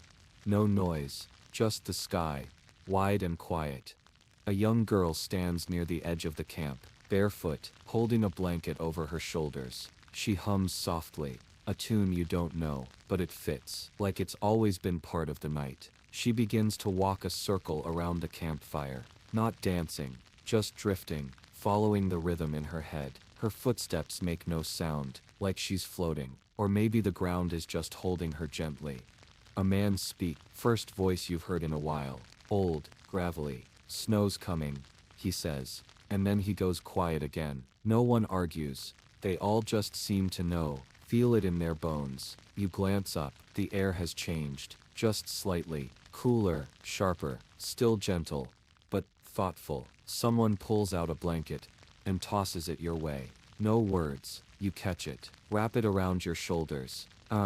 It smells like cedar, maybe smoke, maybe something older. You settle in, close your eyes for a moment, but not to sleep, just to listen, to feel, to be. When you open them again, the fire's burned lower, just embers now. Everyone's still there, but now quieter, somehow. Even the silence has softened. You stand, stretch gently, nod toward the group. They nod back, nothing more, but somehow it's enough. You walk back toward the shack, the stars follow, or maybe, you're just finally noticing them again. Inside the shack, you lie down on the cot, pull the blanket over your chest. You don't bother with the lamp, just the moonlight coming in through the cracks. It paints faint silver lines on the floor, like threads from a dream. You breathe, long and slow, and for the first time, you feel it. Something strange, something unfamiliar. Not fear, not excitement, just peace.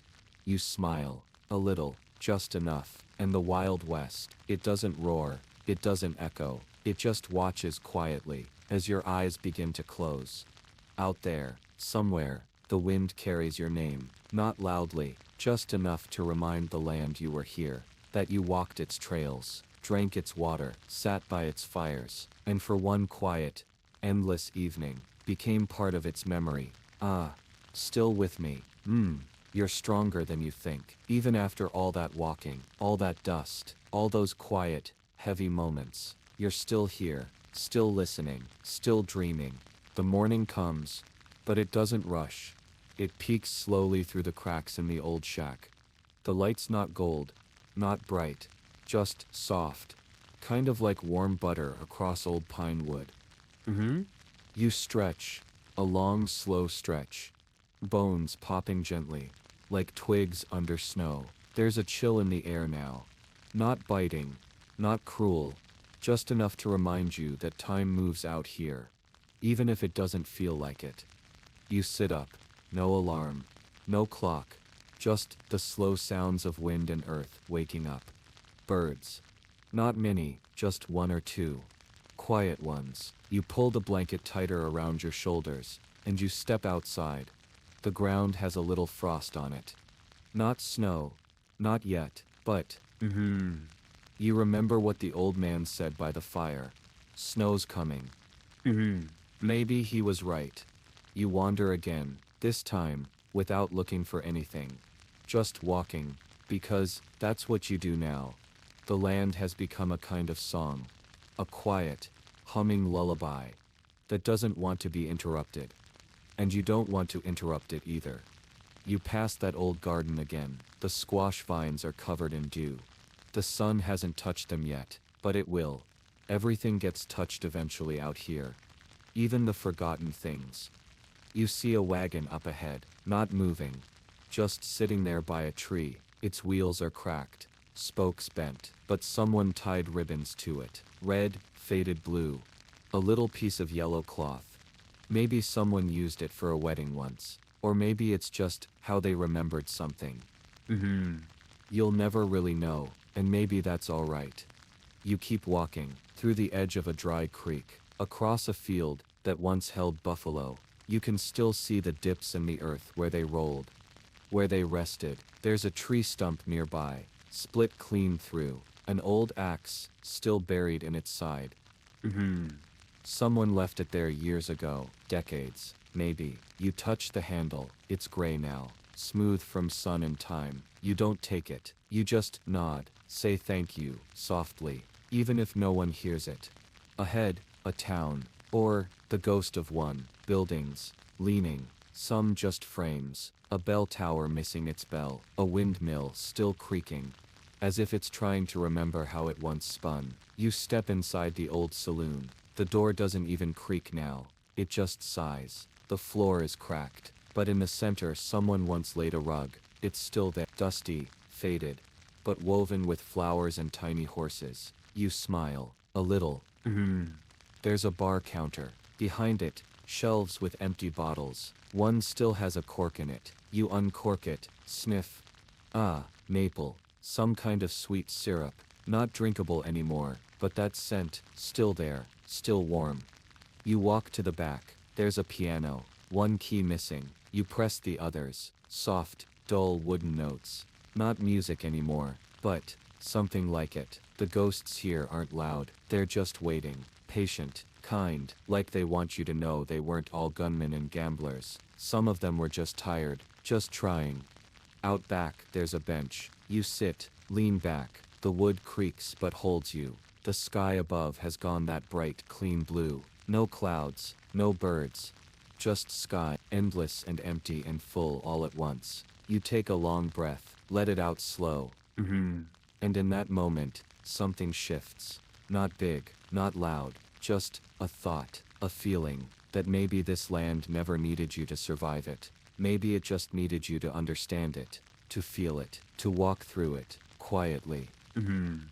The sun's higher now. You rise, walk again, past a broken fence, past a wagon wheel half buried in dust. You see something painted on an old barn wall. Faint, barely visible, but still there. A name, a date, and 3 simple words. We tried here. You touch the wall, it's warm, alive, almost, and you whisper back, I know.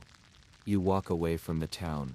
No road now, just dry grass and shadow. Your boots are quiet, the wind is gentle, nothing moves, nothing chases, just you, and the land, and the day. If you are still awake, then I think you have to see the video from the 17th minute of the story, or play this side video. Maybe it can help you sleep better. Goodbye.